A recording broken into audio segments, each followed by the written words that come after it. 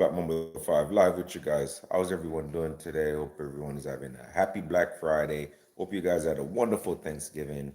Thank you guys for joining the live. Today we're going to watch President Trump take questions from Mar-A-Lago. That's here in Miami, Florida, in Doral. I think it's Doral. I'm not sure, but it's in Florida. It's in Miami. So he's going to take questions from his home. I guess he's going to talk about some of the incident happened, the two shootings that happened with service members, which was a very sad incident. My heart goes out to their families, friends, and loved ones. And we're just going to hear what the president has to say. I just want to wish you guys happy Thanksgiving, and I really don't have too much to say. Just want to watch this while I'm studying with you guys, and just hope you guys have a wonderful Thanksgiving. Hope you guys are not spending too much money. January is just around the corner. That kind of I regret that I bought this and I bought that. So just think about it, guys. Don't spend too much money. The economy is not that great right now. We're in a rebound. Things are getting changed up. So don't go ahead spending a ton load of money. Just take your time and be mindful of the money you spend. Be mindful of your budgets right now. And with that said, man, we're just gonna hear what the president has to say. So while this is playing, I'll be studying. If you guys have any comments, put it in the comments. I definitely see them. I might not be talking, but I'm always paying Great, thank you attention. very much. Thank you. And I'm honored to speak with so many incredible members of the U.S. military and to wish all of you a very happy Thanksgiving. Before we begin, I want to express the anguish and the horror of our entire nation at the terrorist attack yesterday in our nation's capital, in which a savage monster gunned down two service members in the West Virginia National Guard who were deployed as part of the DC task force, which has done such an incredible job. I mean, until yesterday, we literally had no incidents for many months. It was the safest place imaginable, and this is a different kind of crime. This is a really bad crime. Millions of Americans are praying for those heroes and their families, and I must unfortunately tell you that just seconds before I went on, right now, I heard that Sarah Beckstrom of West Virginia, one of the guardsmen that we're talking about, highly respected, young, magnificent person, started service in June of 2023, outstanding in every way. She's just passed away. She's no longer with us. She's looking down at us right now. Her parents are with her. This just happened. She was savagely attacked. She's dead. Not with us. Incredible person.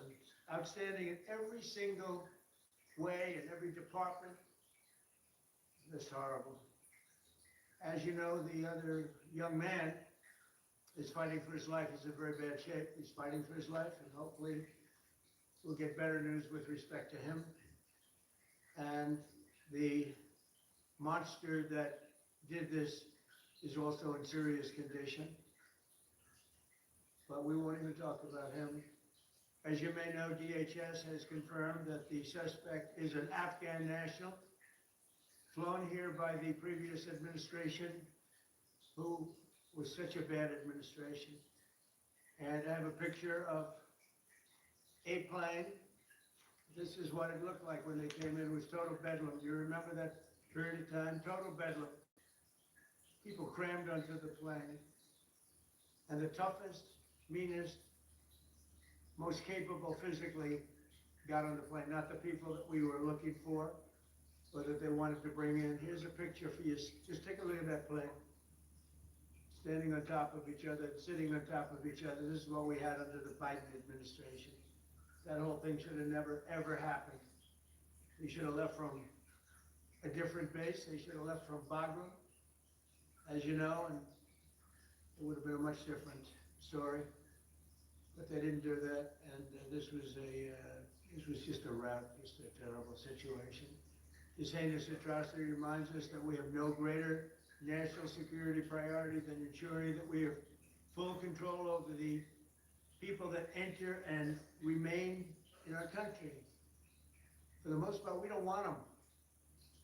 They come in illegally, have a lot of problems. Their countries force them in because their countries are smart. They don't want them.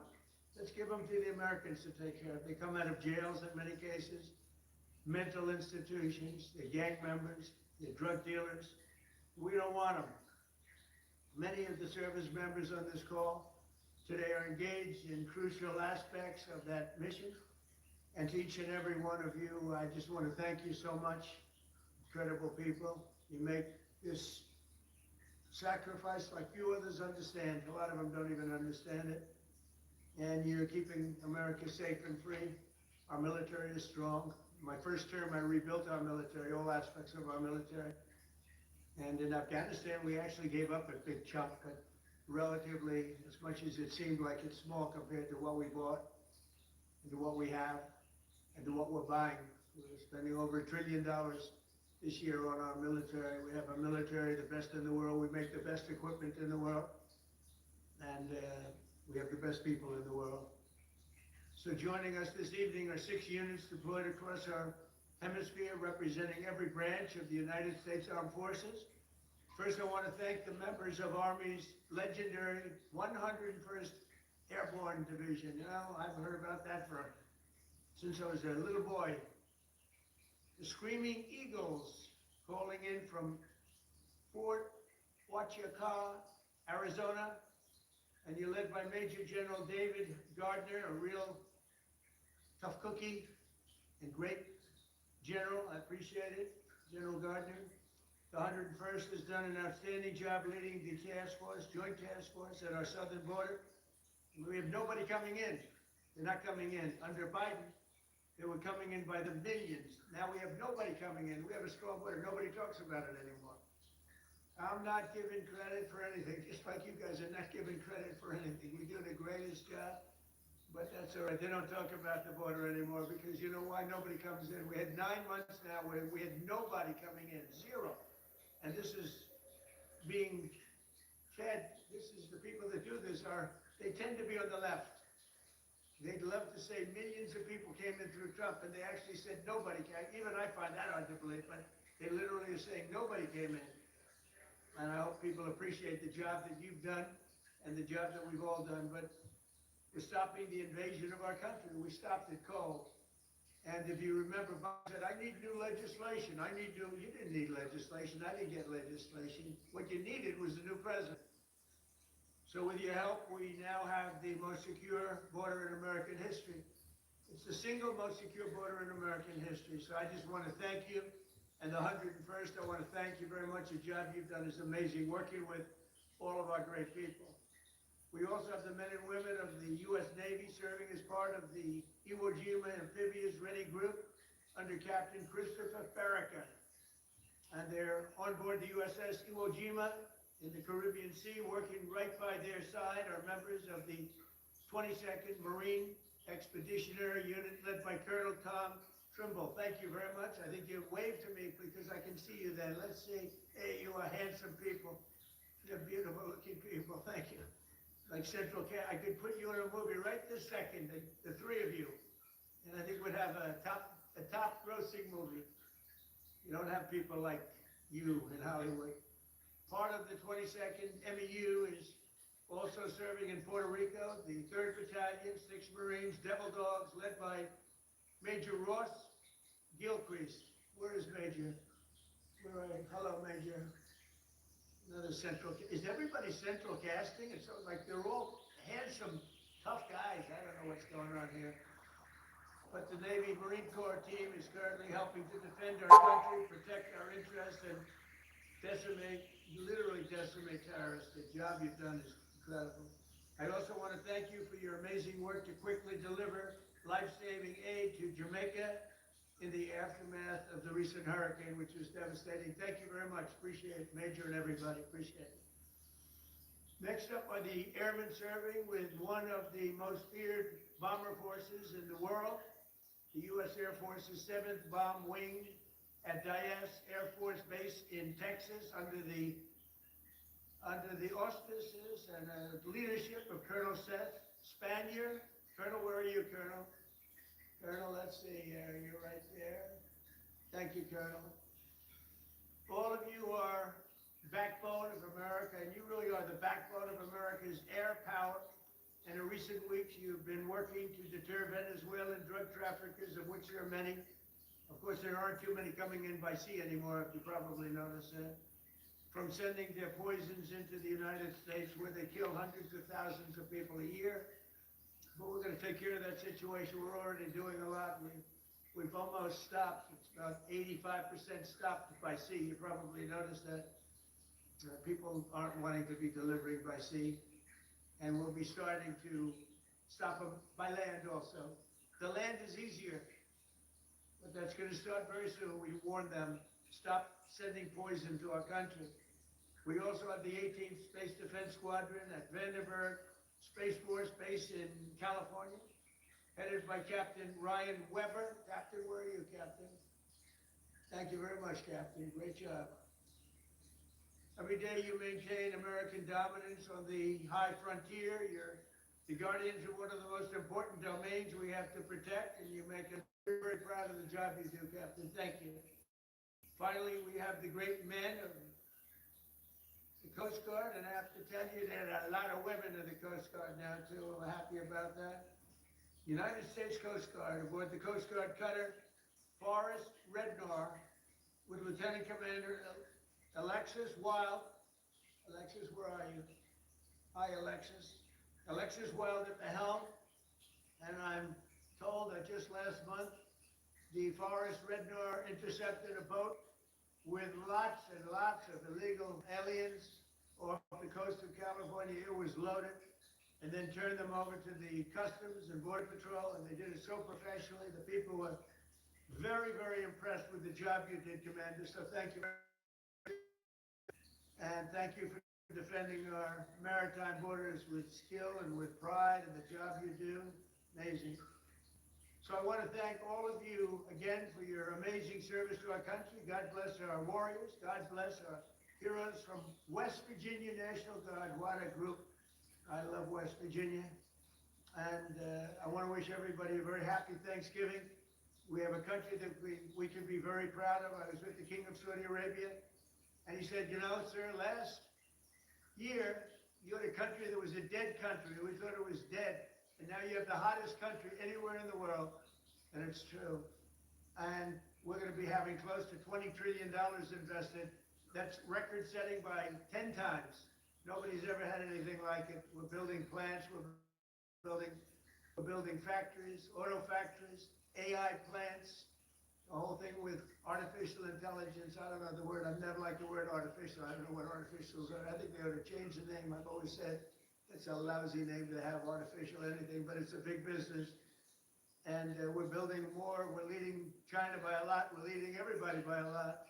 We make the best military equipment in the world, and they're ordering it at numbers that nobody's ever seen before. But we're doing better than we've ever done before. We have the stock market just hit for the 48th time, an all-time high during the 9 months that I've been here, a little more than 9 months now. And so we have the hottest stock market ever. That's a big thing for 401ks and all of the millions of people with jobs and 401ks. Everybody participates in that. But it's 48 times in a little bit less than 10 months. 48 times we hit an all-time high.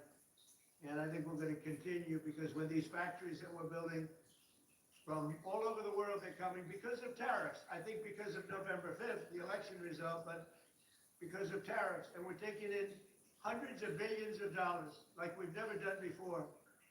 And some of that's going to go back in the form of a sort of dividend to our people.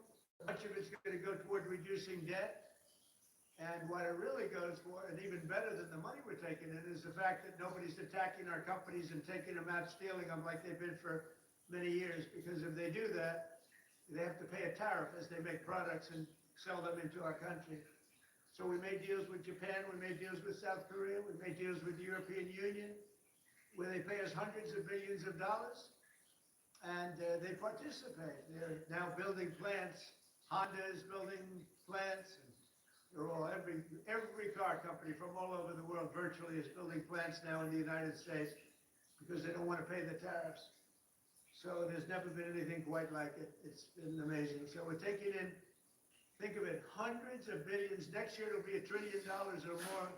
But we're taking in all this money, at the same time protecting our country, and we're respected again. They actually respect us. And they made the deals. I mean, they respect us, but they pay us, as an example, Japan, $650 South Korea $350 billion, European Union $950 billion, and they are building plants now in the United States because they don't want to pay tariffs. So this is one of the biggest things economically that's never happened. Nobody's ever seen anything like it. And over the next couple of years, I think we'll substantially be cutting, and maybe cutting out completely, but we'll be cutting.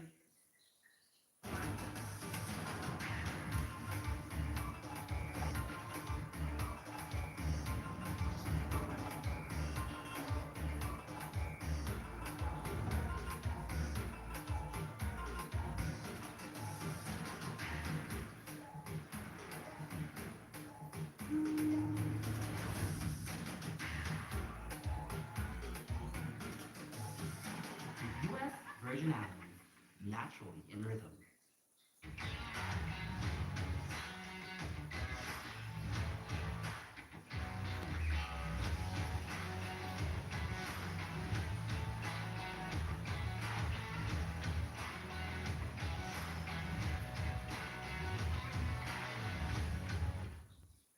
Black Friday and Cyber Week hate to see me coming.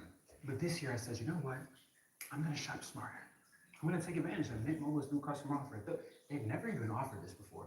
They're offering half off every single unlimited plan, all of them. The 3-month, the 6-month, the 12-month. Like, it dawned upon me. I said, wait a minute. Black Friday and Cyber Week are once a year, but I can get my bang for my month with Mint? Come on now. That could be you, that could be us. We could be twins. An unlimited plan, but at a limited cost. Think about it. Income tax could be almost completely cutting it because the money we're taking in is going to be so large. And yet, other countries who have been ripping us off for many, many years, and many years they've just been ripping us to shreds. China would take in $600, $700 billion a year, rebuild their military. And now we have a fair deal with China. We just met with President Xi. We have a great relationship. We have a fair deal. We've taken a lot of money in the form of tariffs. But so many, even our friends in the European Union, they're our friends. Japan, they're our friends. South Korea is our friends. They're now paying us hundreds of billions of dollars. And they're also paying tariffs to come in. We're not paying tariffs to go in there, by the way. They're paying tariffs, but we're not. So that's a total reversal. But we are benefiting like they used to benefit against us, but we're benefiting even more. So I just want to thank everybody for making all of this possible. Without you, we don't have any defense, and boy, do we have defense. We have the strongest military anywhere in the world. We make, as I said, the best equipment, but we have, more importantly, we have the strongest military anywhere in the world, and you saw that with Iran, with those beautiful B-2 bombers. They totally obliterated the potential nuclear supply of Iran. And they did it in the dark of night with no moon, no light, no nothing. Early in the morning, they attacked. You couldn't see a thing, and every single bomb hit its mark. Every single bomb. The Atomic Energy Commission said it was total obliteration. Remember when some of the fake news tried to say, well, maybe it wasn't as bad. Well, it was much worse than anybody thought. And I want to thank those pilots and all of the mechanics and all of the people that serviced and worked on the B-2 bombers. We just ordered a lot more of them. And the reason we did is they were totally incredible, totally invisible. They were stealth. Nobody saw. They knew they were coming, but they couldn't see it. And they dropped the bomb, and then one of the pilots, commander, said, skedaddle. Let's get the hell out of here. But they dropped those bombs, and they loved doing it. They were so honored. They said to me when they came to I invited them all to the Oval Office, including the people that take care of the machines, because, they flew 37 hours both ways, 37 hours, and there wasn't a sputter from an engine. There wasn't a broken screw. There wasn't a problem. There wasn't a chipped piece of paint. It was a flawless mission. I want to thank General Raisin Kane for that, and Pete Hegseth for that. But it was an unbelievable event. We have a country that's so respected again. But when the pilots came to see me, and I gave them a medal, all of them, there were a lot of handsome people. It looked like Tom Cruise, actually. It was very good casting. But I like Tom Cruise, the last of our movie stars, probably. But although we're honoring Sylvester Stallone a little while at the Kennedy Center, so I'm going to put him in that same category. We have Sylvester Stallone and Tom Cruise. But I will tell you that they said for 22 years, sir, our predecessors and us wanted to make this attack. 22 years they wanted to make this attack. And they practiced it 3 times a year for 22 years, and no president gave them the approval to do it until you came along, sir. We want to thank you. I said, did you really enjoy it? He said, sir, we loved it. We loved it. And these are brave men. These are from a different place than some of the people I know who aren't courageous. We have a lot of people that aren't courageous. These people were amazing in the job they did. So with that, I'm going to ask Lieutenant Colonel Charlie Rockwood, who's a highly respected young man, to speak to you. And if you have any questions, I'll answer them. Unlike Biden, he didn't take questions. But I take all the questions you want. You can ask me any damn question you want. And then we go and have a great Thanksgiving, because I don't know about you. You probably had your dinner already, but I didn't. And I know exactly what I'm going to have. Turkey. Okay? I believe it's turkey. So, Lieutenant Colonel, if you would, you take over. Go ahead. Yes, sir. We're going to pass it over to Major General David Gardner from the United States Army. Happy Thanksgiving, President Trump. This is Major General Dave Gardner, the commander of the 101st Airborne Division and your Joint Task Force Southern Border. I appreciate you saying I was tough. Everyone cheered. I assume that means they agreed with you. We are headquartered in Arizona. The service members with me today represent over 10,000 deployed along the 2,000 miles of our border from San Diego to the Gulf of America. We support Customs and Border Protection, U.S. Border Patrol, and as you said, Mr. President, illegal aliens entering our country is at a historic low thanks to our collective efforts. On the screen behind me, you may be able to see some of the images of us patrolling, reinforcing the border wall, and we're doing that 24 hours a day, 7 days a week, including today, Thanksgiving. Our soldiers, Marines, sailors, airmen, guardians, and Coast Guardsmen were able to have fantastic Thanksgiving meals and engage in traditional football games against each other. We're doing well. We all appreciate you taking some time from your family to speak with us today, and thank you for your support, Mr. President, and happy Thanksgiving. Well, David, thank you very much. And one thing you said in the question or statement, probably I like a statement even better than a question, but I like that because you appreciate what we're all doing together. We're partners. But you said the Gulf of America. And there's a thing that for actually 350 years, 100 years older than us, Mexico, it was called Gulf of Mexico. And I would say to myself, why are we calling it Gulf of Mexico when we have 92% of the frontage and they have a real estate person at heart, and they have 8%. And I made that change. It was amazing. It took literally a matter of hours, and it was done. And nobody even, very rarely did they complain. We beat AP, Associated Press, very badly in a lawsuit. You know, they tried to get it stopped because they're not good Americans. I mean, who would want that stopped? But we beat them, as you saw, we beat them very badly in a lawsuit. But other than that, I mean, we had no complaints, and everybody's happy with it except Mexico. I wouldn't say they're thrilled, but they'll get over it. But we now have the Gulf of America, David, the Gulf of, isn't that great? And I'm very proud of it every time I see it. And now it's spoken of routinely. I saw it before. There was some event taking place down by Louisiana, and they said, we're here at the Gulf of America. And they're just talking about it like routinely now. They're not saying like Gulf of America and smiling. It's just routine. It's called now the Gulf of America. So I'm actually very glad you brought it up. That's another one of our many achievements. So thank you very much. Appreciate it. Yes, sir. Thank you, Mr. President. Great job. Please. Sir, before we go on, do you have any questions for the President? Yes, Mr. President, this is Sergeant Major Anderson. I do have one question, sir. Yes, sir.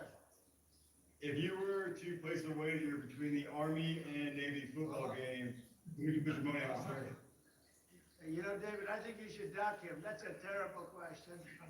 That's how he'll get me in so much trouble. But I'll tell you what I will do. I'll be going, you know, you have one of those teams is having a spectacular year, and one of them, they're both doing well. But I'll be at the game. And I'm going to let you know right after the game who's going to win. That's gonna be a good game, and you're gonna be watching it. I'd love it.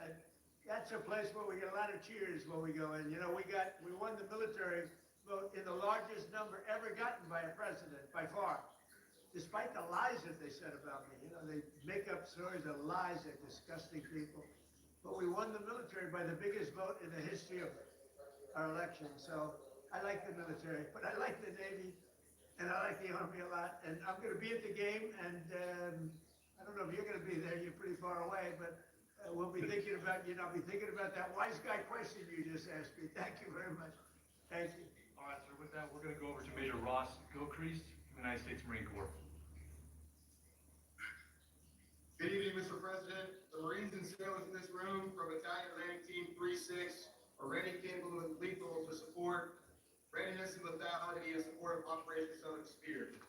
We're here at Camp Santiago, Puerto Rico, conducting sustainment training, and recently we conducted a mobile training team employing first-person view attack drones, conducting 2 day strikes and the first ever 3 night strikes in the history of the Department of War. This represents a milestone in our combat lethality, increasing the capability of the Marine Corps and Joint Service. Soon, we're going to prepare to support counter-narcotics operations in the ground, maritime, and air domains, and respond to crisis and contingency operations to provide you options, Mr. President, in support of national security objectives to protect our homeland. Marines and sailors of BLT 36, the Hellhounds, are ready.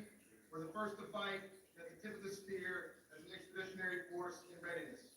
Thank you for your support, Mr. President. Semper Fidelis, happy Thanksgiving.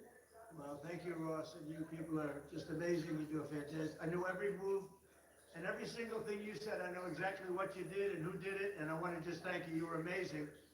And Border Patrol and all of the people here, you know, Border Patrol, every single one of them. These are great people. ICE, you know, ICE gets not the credit they deserve. They are unbelievable, tough, smart, and they're unbelievable patriots. So, Ross, thank you very much.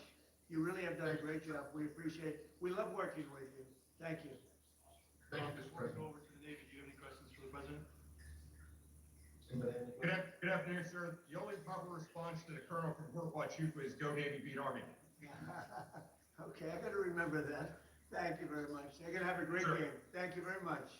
All right, so with Yes, that, sir. we're gonna move over to Captain Chris Barricker from the United States Navy. Okay? Yes, sir. Sir, on board here, Iwo Jima, proud commander of the Iwo Jima Amphibious Readiness Group, along with the 22nd VU Expeditionary. You already met my one brother from Central Casting, Colonel Tom Trumbull. And my other brother is Colonel Rick Shooter Haley. Behind me is a few of the men and women who comprise the 10,000 sailors and Marines of our Iwo ARC team, who are currently conducting maritime patrols against narcos in the Caribbean in defense of the homeland. Yes, sir. As you know, that we have also, besides the missions that you know about, sir, we also reinforced the embassy in Haiti. We're getting engaged on a routine basis, both receiving fire from some of those gang members and returning fire defending the embassy.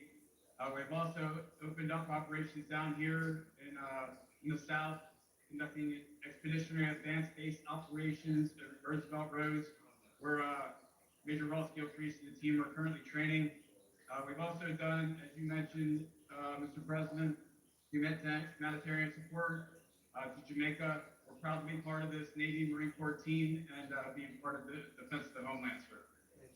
Thank you very much. And really great job. Would anybody? Sir, I'd like for Yes, go ahead, please. the First Lady came down to North Carolina last week and visited the Marines and sailors at Camp Lejeune, and my wife and my daughter and my 2 sons were able to meet the First Lady and get a picture with her. She was truly gracious, and we really appreciate the time that she spent with the Marines and sailors. That meant a whole lot to a whole lot of people down in North Carolina, sir.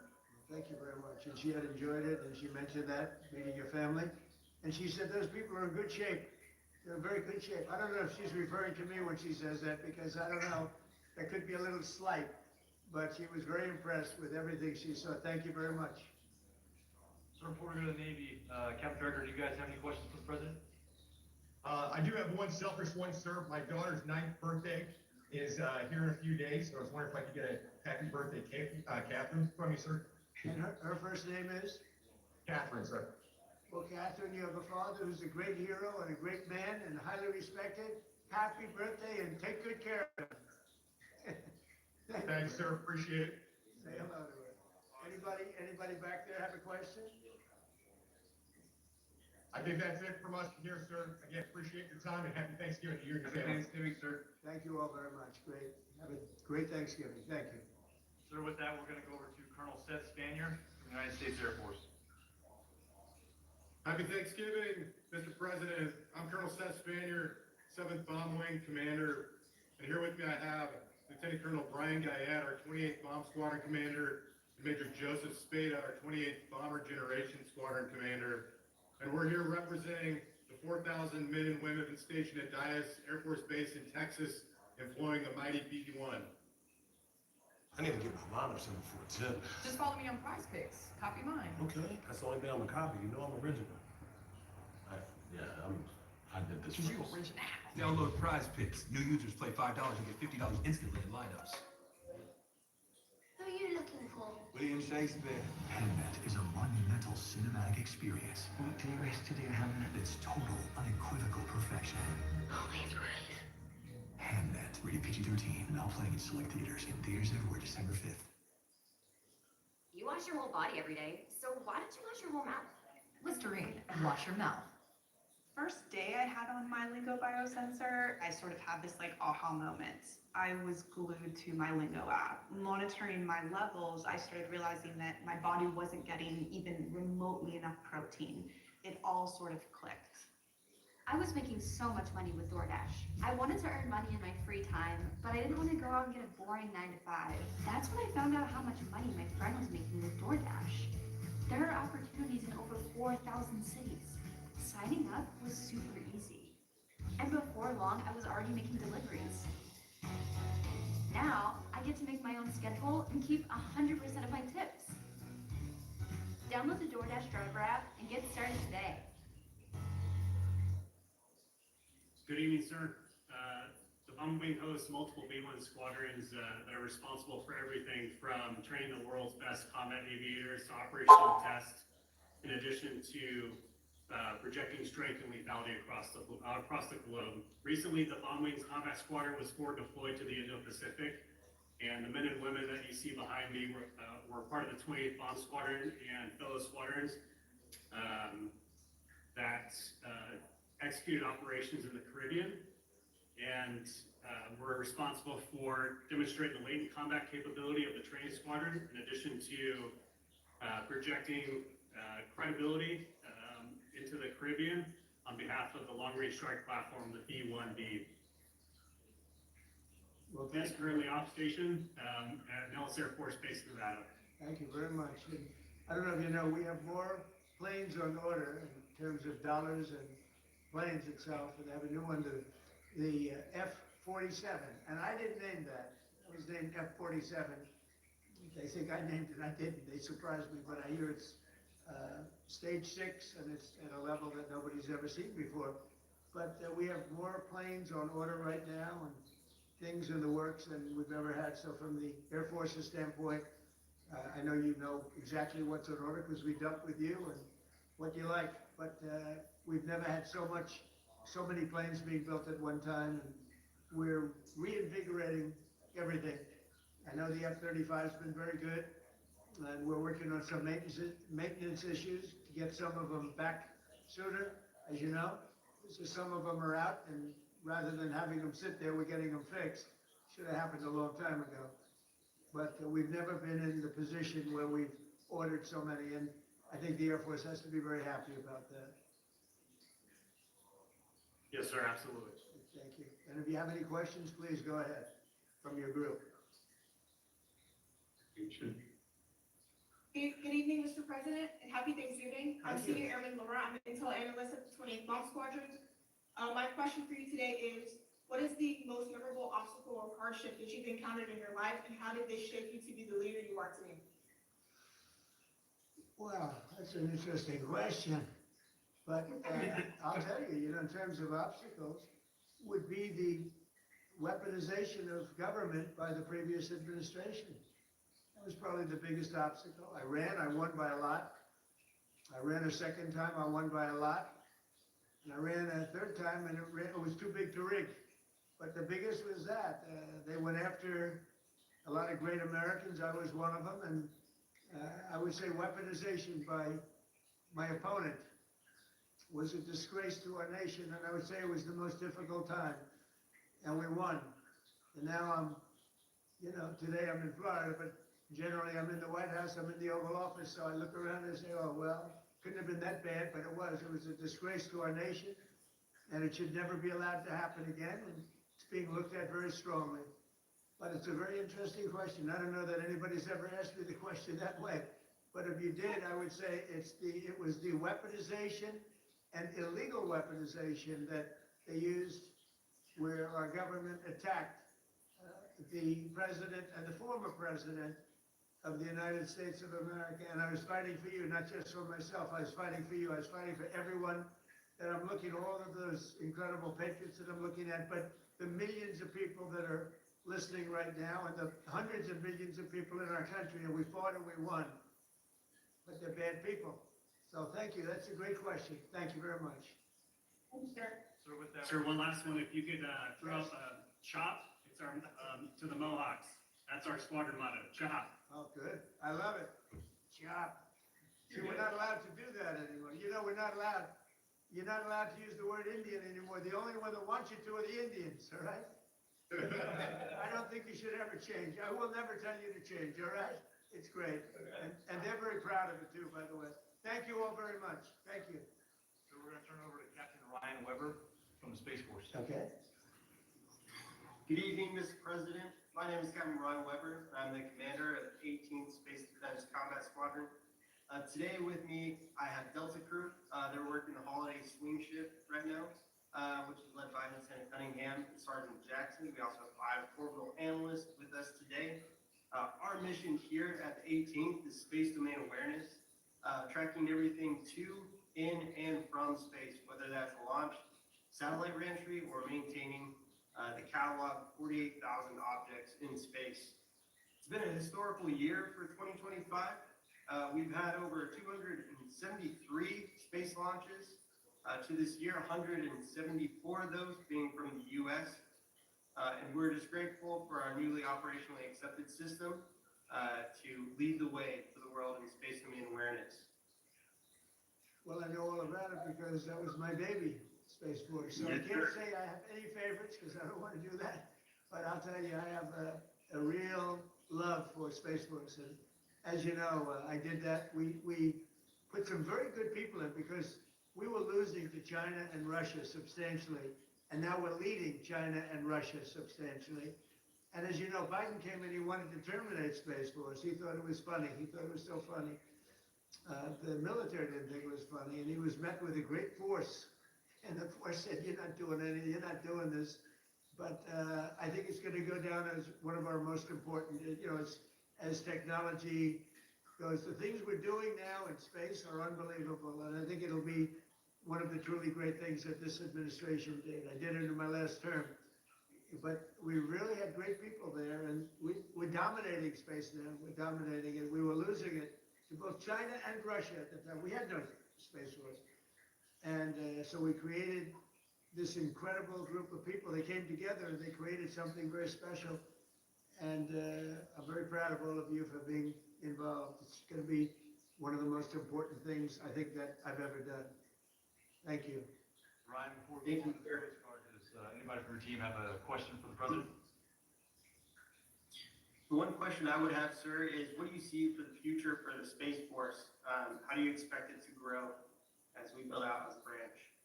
I just think it's unlimited. I think it's, in terms of technology, in terms of, the others have been here for a long time.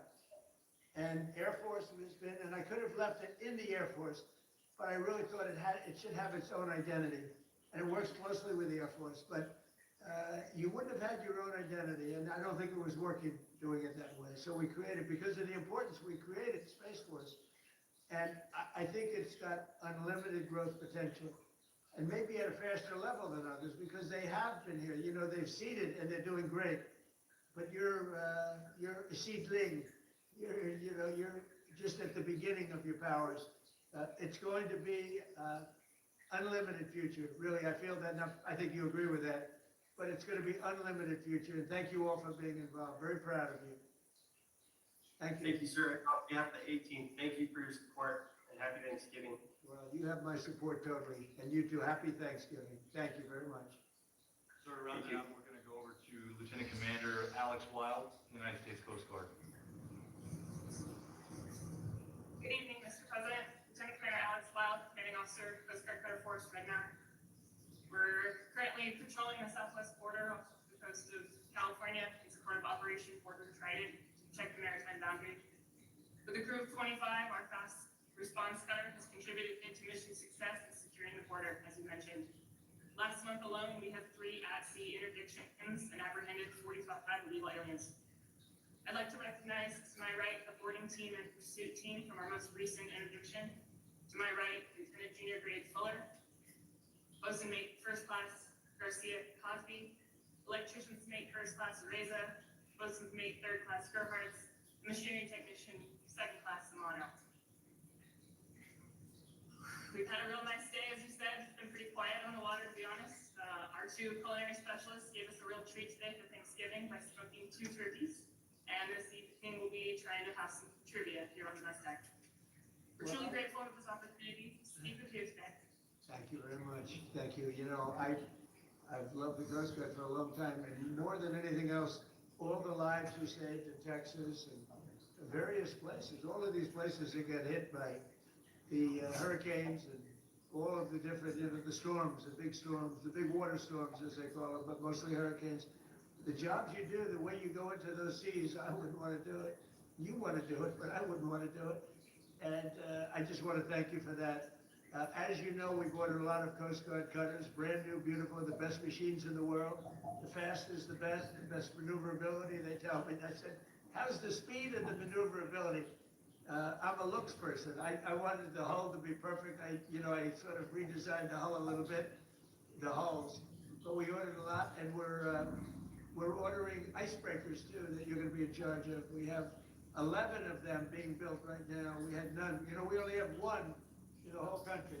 Russia has 48, and we have 1, and that's just ridiculous. So we're doing them in conjunction with Finland and some other people, and they make the big, they're known as the people that do, I guess, 90% of the icebreakers, so they have a great expertise. But we're doing them also as a joint venture where they're going to be built in this country, and they've already started. So we've ordered 11. You were going to build 1, and the 1 was going to cost almost as much as the 11. And every one of the 11 is much better than the 1. So that didn't sound like a good deal. So you know exactly what you're getting. You're getting the best icebreakers in the world, the top of the line. And they're going to be delivered very soon, actually. They're moving along very quickly. They're building them. And you'll end up with 11, but before we even start that, we're going to end up doing another 11 pretty soon. So you're going to have a lot of icebreakers pretty soon, which is very important. I assume, is that important for the Coast Guard? Because if it's not, I'll cancel the order immediately. Very important. Yes. Okay, good. Then I won't cancel the order. That's good. You're going to have the best icebreakers there are, so it's really great. Very important to us. Thank you. Any other questions? Yes, Mr. President. Yes. I'm Petty Officer Riza. First question is, what is your true golf handicap, not according to fake news? And are you and President Biden going to play that golf match? I'd love to. I mean, I've invited him, but he doesn't want to show up. Look, I know a lot about golf. I've won 38 club championships, and I don't get to practice much. I won 1 last year. I won a club championship at a big club, beating a 27-year-old kid. I said, I'm decades older than you. But I said, the fairway doesn't know how old you are as you walk up the middle and he's in the rough. And I've been a good golfer over the years. When you win, club championships are our majors. You know that. Most people can't play in them. We're talking about no strokes or anything else. So I'm a very low handicap, and I've won 38 of them legitimately, everyone legitimately. It has to be legitimate because you have a lot of people following you during club championships, as you know. So I guess I'm very, I got to be right around scratch or better. I beat a +3, that's 3 better, 3 below par. If you look at it for those that don't know, in the finals of the club championship last year with all I was going through and with no practice. So I'm a good golfer. Yeah, I would have to say that. I want to be honest. I have to be honest. I played with Bryson DeChambeau on his, the Breaking 50, and we had a good time. But a lot of people thought that was a great ratings hit, and we had a lot of fun. But golf is great. It's sort of a microcosm of life. And you have a lot of people talk, but they can't play, like Biden. Biden can't hit a ball 30 yards, I'm telling you. I looked at his swing. He cannot hit a ball 30 yards. He said he was a 6 handicap. He said that was the only thing that made me angry during the debate with him. He said he was a 6. I said, you're not a 6. And he said, well, I'm an 8. I said, that was quick. I picked up 2. But he's not 100. He's not 100. So, but it's a great game, and I hope you guys get to play a little bit of it. But frankly, I'm more excited about the icebreakers, if you want to know the truth. So I want to thank you all. Great job. Coast Guard, great job. We're proud of you. You're going to have the best equipment in the world, and it's coming rapidly. Thank you very much. Thank you. Fingers crossed. So that concludes presentations. If you have any closing remarks, that'll be it. Well, I do have closing remarks. I just want to say how proud I am. You look at the people that we just dealt with. These are the top people in our country. These are just beautiful people inside and out. They're brave, they're smart, they're brilliant. And I just want to say it's an honor to be with you. It's an honor to be working with you. We have the strongest country we've ever had. We make the best equipment in the world. We have the best military in the world. Nobody can even come close. And everybody knows it. And they respect us now again. A year ago, 2 years ago, 4 years ago, 3 years ago, they didn't respect us at all. They laughed at us. Nobody's laughing anymore. So I just want to thank you all very much. I'm very proud of you. Thank you. Thank you. Thank you very much. Okay. We can cut that then. Actors, we can make you believe we know what we're doing, when in fact, we do not. Oops, I have no idea what these buttons do. I've never driven a stick in my life, but my heart is full yet! Small business owner, because I have no idea what I'm doing. But GoDaddy Aero does, using AI to build a logo, website, and social content. The Walton Goggins goggle glasses. Because if your goggles ain't Goggins, they don't belong on your noggins. With GoDaddy Aero, it's like you know what you're doing. Jesse, can you hear me? Go for Jesse. Did you know Homestead episode 3 is dropping November 26th? And then a new episode is being released every Wednesday after that until the season finale drops on Christmas Day. Merry Christmas, you filthy animal. You can say that because his name's Kevin. You get it? My name's Kevin. Just told him.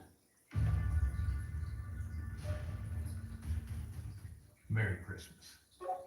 And Happy New Year. Please stop.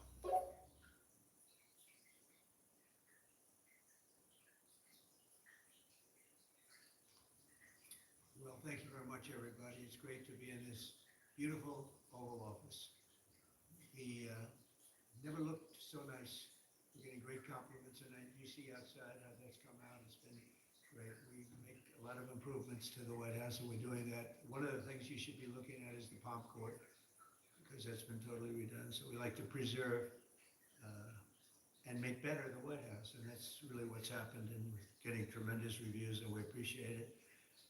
But we're here for a different reason. It's called Operation Summer Heat, which is an appropriate term in light of what we're doing. Early yesterday morning, I returned from the Middle East, where we celebrated a historic agreement to end years of suffering and conflict. Amazing. Every country came together. And even the enemies came out and totally endorsed it. Everybody, I've never seen anything like it. Nobody's seen anything like it. And just as we are forging peace and stability abroad, we're also restoring peace and safety and stability at home. And you see that in Washington, D.C., maybe better than any place, because we got there, and within 12 days, it was very good. And within 30 days, it's been as safe as any city in the country. It's been great. Took out 1,700 people, got them out. These are career criminals in many cases, and people that shouldn't have been allowed in by the Biden administration.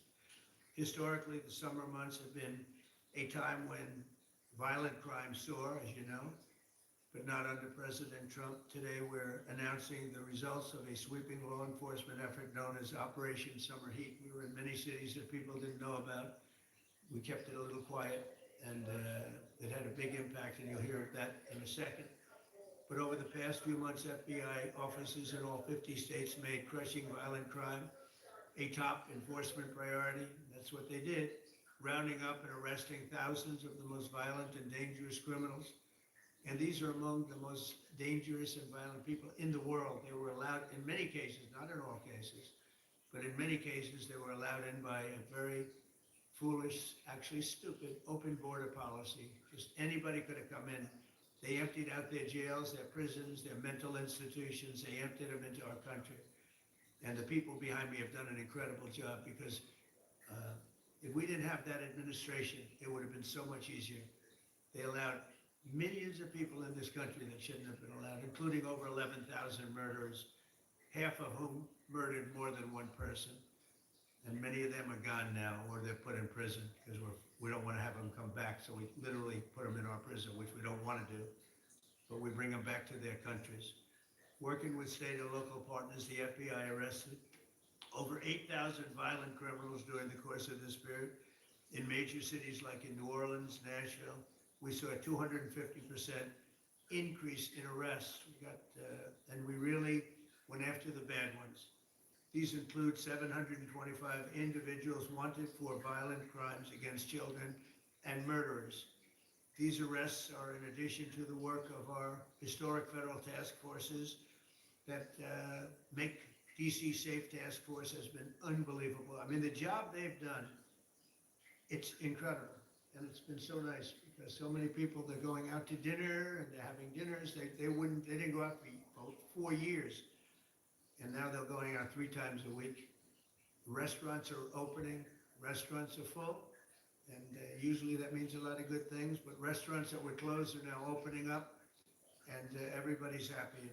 Nobody's ever seen anything like it, actually. And everybody feels safe. You can have a child walk right through the middle of Washington, D.C., and nothing's going to happen. We were losing more than one person a week, and they're being killed on an average of over 1 a week. The Make D.C. Safe Task Force has been incredible. And the Make Memphis Safe Task Force is having very similar results. It's much earlier, but we've been there for a week and a half, but I'm hearing the results are pretty incredible, and you'll hear about that. They're mobilizing more than 20 federal agencies for the largest law enforcement operation targeting violent criminals in American history. As a result of these efforts, violent crime declined nearly 20% nationwide compared to the same period last year, and it was the safest and most peaceful summer in 2 decades. And honestly, we haven't really even gotten going yet. If we didn't have to fight all of these radical left governors, we could have had Chicago taken care of, as an example. They had, in a short period of time, 4,000 murders in Chicago, and we have to listen to this man stand up and say that we're bad people. And the people of Chicago are walking around with MAGA hats. You have women, beautiful black women, walking around with MAGA hats. Please let the president in, and we don't care how he does it. They're not interested in National Guard or Army, Navy, bring them in. Marines, bring in the Marines. They just want the crime to stop. And more so because of the success that we had in D.C. I think if we didn't have that success, nobody would even believe it. So I want to congratulate all of the incredible law enforcement professionals joining us today, especially Attorney General Pam Bondi, who's terrific. Deputy Attorney General Todd Blanche, who is a fantastic legal talent. He really is. He's a great guy, too. And of course, FBI Director Kash Patel. They have worked so hard on this and other things.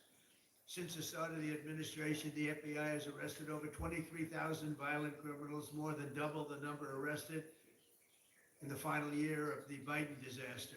The FBI has also destroyed or severely disrupted more than 170 organized criminal enterprises and gangs, 1,600 of the most violent gangs, and confiscated over 6,000 illegal firearms. And they've tracked down and arrested 4 fugitives on the most wanted list. 4 of the most wanted, actually 2 of them were the most wanted fugitives in the world. There's still much more work to be done, which is why the FBI continues to work alongside the Department of Justice, the Department of Homeland Security, and the Department of War to defend and Hexeth has been fantastic, by the way, on this too, on other things, but on this too. To defend law and order and combat violent crime, arrest illegal aliens, and make American cities the safest in the world. And when I campaigned, I talked about crime, but I never knew that we were going to get into it like we did. You know, I mean, I used to watch these cities with the murders. Chicago recently had one deal where they had 11 murders in one weekend, and they said, well, yeah, but it was a holiday weekend. They actually told me that was the reason. Like it was okay because it was a holiday. It was Labor Day. These people are the worst. They really have to, they better, I tell you what, the people in Chicago and the people in places like that, they can be fixed. At some point, it gets to where you can't fix it anymore. It's too far gone. And we have some cities like that. But these are great cities that can be fixed. I'm going to be strongly recommending, at the request of government officials, which is always nice, that you start looking at San Francisco. I think we can make San Francisco, there's one of our great cities 10 years ago, 15 years ago. Now it's a mess. And we have great support in San Francisco. So I'd like to recommend that for inclusion, maybe in your next group. You get great support. Every American deserves to live in a community where they're not afraid of being mugged, murdered, robbed, raped, assaulted, or shot. And that's exactly what our administration is working to deliver. I didn't realize I was going to make this such a big factor in the admin. I didn't really campaign. I campaigned on crime, but I never thought we'd go into every city and take a really safe city that we've all been living with for years and make them safe. And now it's like a passion for me, and it's a passion for the people behind me. So I didn't get elected. I did get elected for crime, but I didn't get elected for what we're doing. This is many, many steps above it. I want to thank Stephen Miller, who's right back in the audience right there. I'd love to have him. I love watching him on television. I'd love to have him come up and explain his true feelings. Maybe not his truest feelings. That might be going a little bit too far. But Stephen, thank you for doing an unbelievable job. And the people of this country love you, I tell you. And they love what you say about crime and stopping crime. So now I'd like to ask Director Patel to say a few words, and then Pam and Todd also. And I just want to congratulate them. This is an amazing thing. And we're just at the start. We're going to go into other cities that we're not talking about purposely. We're getting ready to go in. And when they go in, like Cash as an example, told me that people didn't even know. 5 months ago, they went into Chicago, and they started doing a lot of work in Chicago. And we brought the numbers down a little bit. And but that really was just preparatory work for what we're going to do with the surge. We're going to have a surge of strong, good people, patriots, and they're going to go in, they straighten it all out. So a lot of these cities we're already working on, but we don't do it with a big flavor. But in a little while, you're going to see some numbers that you're not going to believe. And I think you'll probably start with Memphis, because I'm hearing the numbers are much quicker than we even thought possible. But again, DC it speaks for itself. Chicago is going to be okay. We're going to save Chicago. And I told you, and I told them, a very respected man, the head of the Union Pacific, said, "Sir, save Chicago. It can be saved." And the way he said it was like, can you believe it? We're trying to save Chicago. But I understood exactly what he wants, and that's what we're going to do. We're going to save all of our cities, and we're going to make them essentially crime-free, like other countries have crime-free. If you go all over the world, you go to the world, you hear Afghanistan, and you hear all these different places. Our crime in certain cities is worse than anything they can even imagine. And we're not going to have that any longer. It's going to stop, and it stops right here. Cash, please. Thank you, Mr. President. What I'd like to do is just highlight some of the outstanding work that the men and women of the FBI have been doing. And thanks to your brave leadership and the mandate you were given by the American people, not only defend the homeland, but crush violent crime, you tasked us with our great partners at the Department of Justice and the Attorney General and the Deputy Attorney General to start making arrests and bring prosecutions and safeguard our cities. And you said it, this is just the beginning. In just 7 months, I hope the media takes a look at every one of these charts, because these are the best numbers for fighting crime in U.S. history, and it's only 7 months in. And to do that, our vehicle to do it choice was Operation Summer Heat, which the FBI architected to go after violent criminals. And in just a 3-month span, you had 8,700 arrests of violent criminals. You had 2,200 firearms seized off the streets permanently to safeguard our communities. You had 421 kilograms of fentanyl seized, Just to put that in perspective, that's enough to kill 55 million Americans alone. You had 45,000 kilograms of cocaine seized, and thanks to our Department of Justice partners, you had 2,100 indictments in 3 months, from June to September alone. Mr. President, that in and of itself would be historic for a 4-year presidency. You did that in 7 months because you let good cops be cops, and you partnered us with the right people at the Department of Justice to put the handcuffs on and bring them to court and put them in prison. And if that weren't enough, when you look at the year, for the entire 7-month period that we're talking about here, if you look at the past 4 years of the Biden administration, 16,000, 17,000, 15,000, 15,000. That's the number of arrests year over year of violent felons in this country for the Biden administration. Mr. President, in 7 months, you have 28,600 arrests of violent felons in just 7 months alone because of your leadership and the dedication of the men and women at the FBI who want to go out there and do the job they were prevented from doing because that department used to be weaponized and politicized. And this is what happens when you take out the fangs of weaponization. This number is historic by every metric. 28,000 people have been arrested, violent felons alone. And then when you go over there and look at some of these charts, if you don't mind, let's hop over here. Look at the metrics for not just violent crime, but the home loan.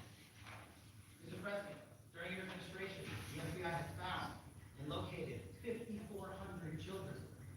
That is a 30% increase year to date over the last administration. Violent crime against children arrests alone are up 10%. Gang arrests are up 210% in the last 7 months alone. And transnational organized crime, Stephen Miller has been a great partner, is up over 12% alone. These numbers are historic just as a snapshot. But just so people don't think we're focusing on violent crime alone, the national security mission, Mr. President, and your leadership has never been stronger. We have gone after espionage activities against our main counterparts in China, Russia, and Iran. In China alone, we've had over a 50% increase in espionage and arrests alone in prosecution.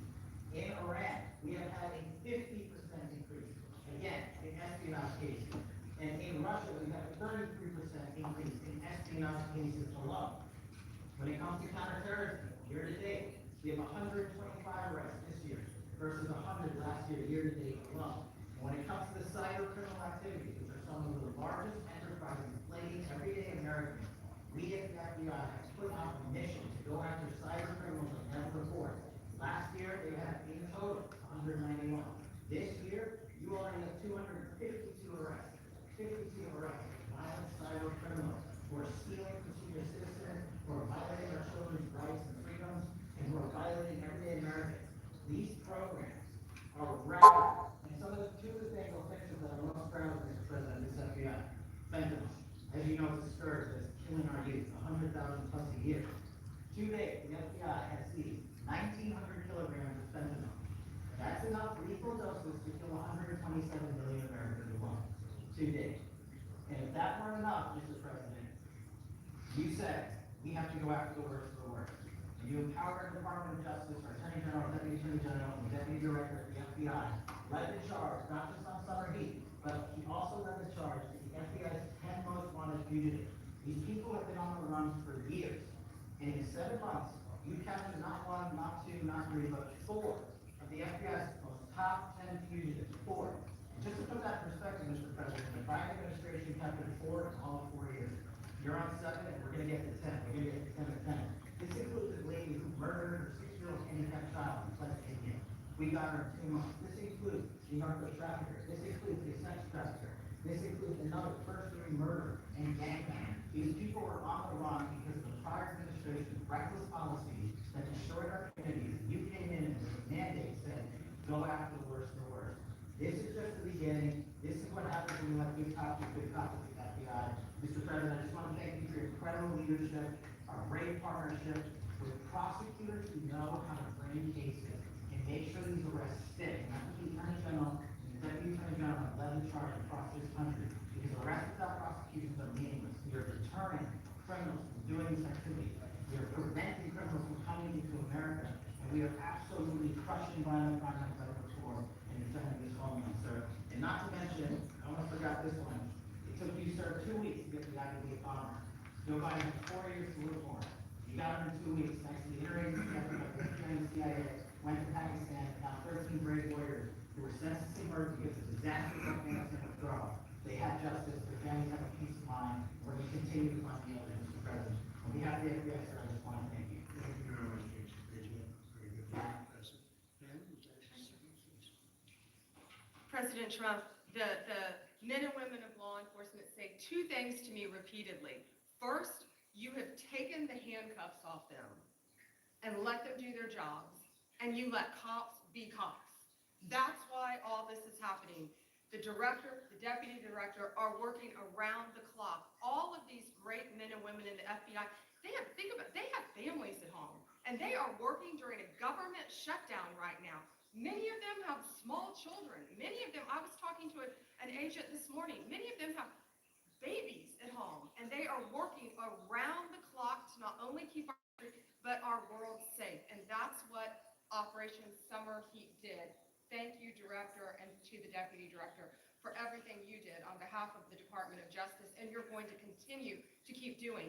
And they set the stage for what we're doing in Memphis. You're going to hear a lot more about that, our joint task force next week, but they set the stage for Memphis. And last night alone in Memphis, there were almost 70 arrests, there were 12 guns seized, and there was a 70-year-old man arrested as a result of our operation in Memphis who raped a child under the age of 3.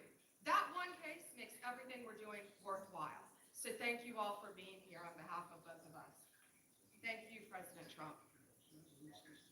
Sure. Thank you, Mr. President. So this is a great day, and I think there's stats that the director talked about which are important, but I want to give 2 examples of what Summer Heat has done that actually will apply hopefully to everybody in this room. The first is for over 4 years during the last administration, there was a hotel in a town, the middle of the town in Alaska, that was being run as a drug den.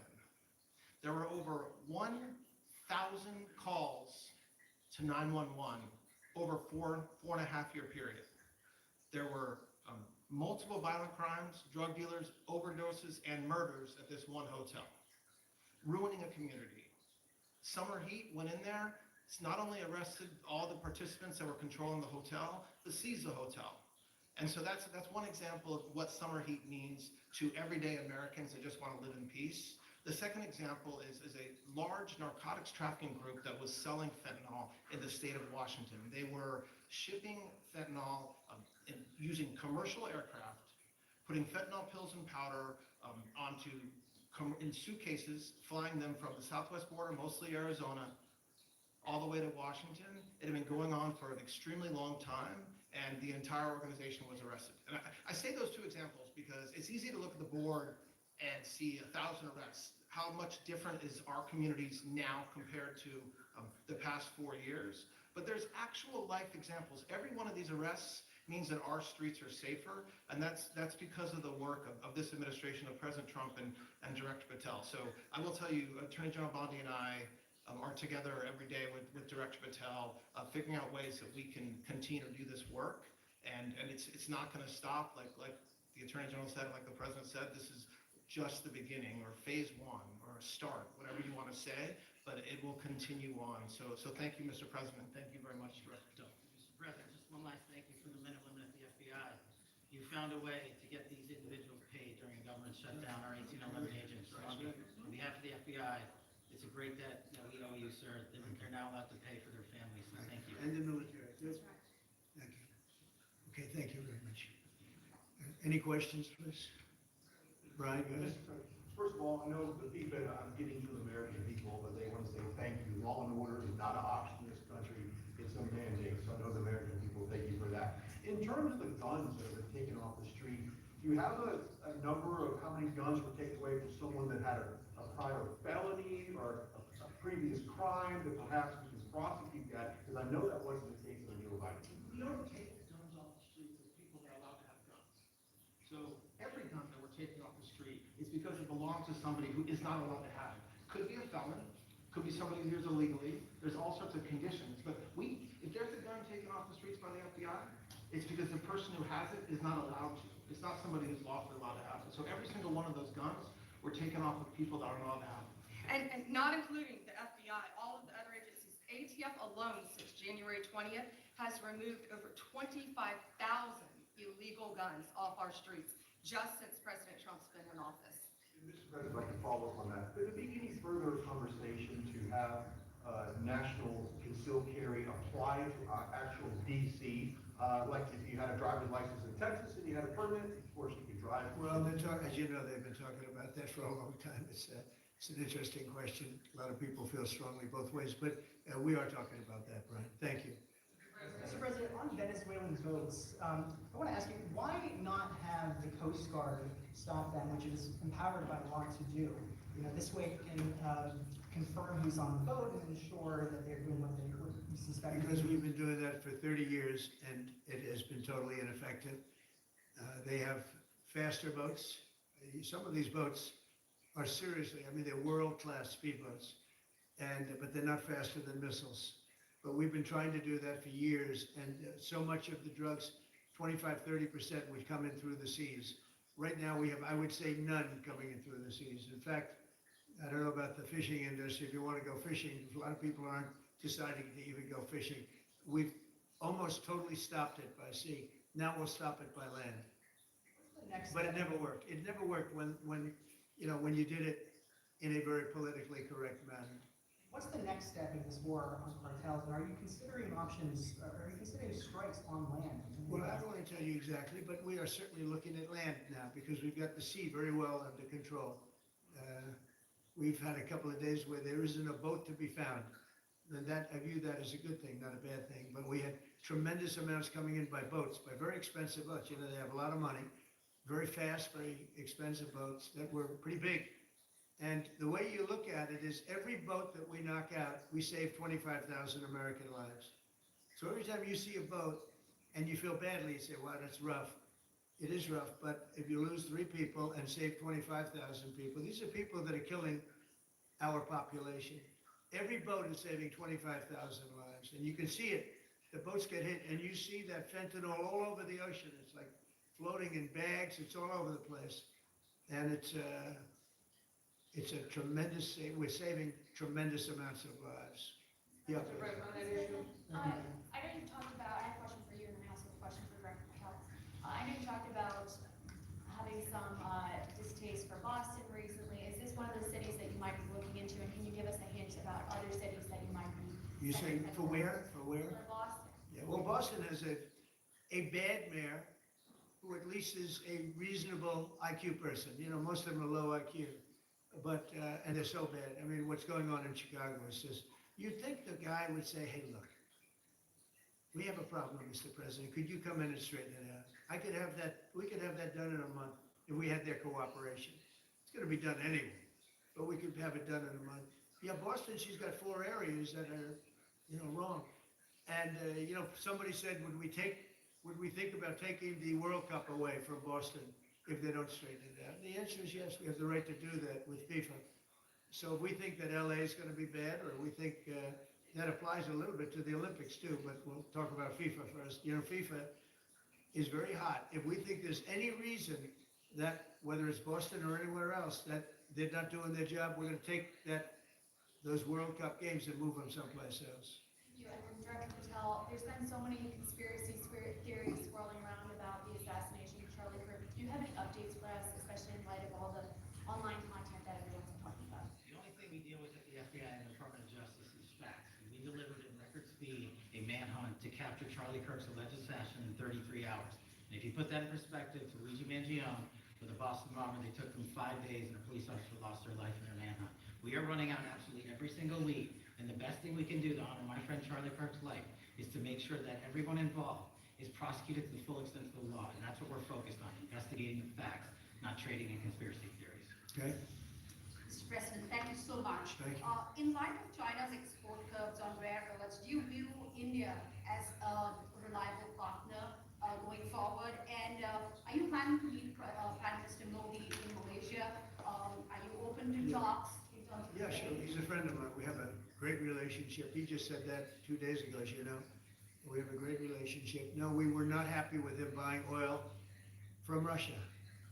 because that lets Russia continue on with this ridiculous war where they've lost 1.5 million people, by the way. Russia's lost 1.5 million people, soldiers mostly.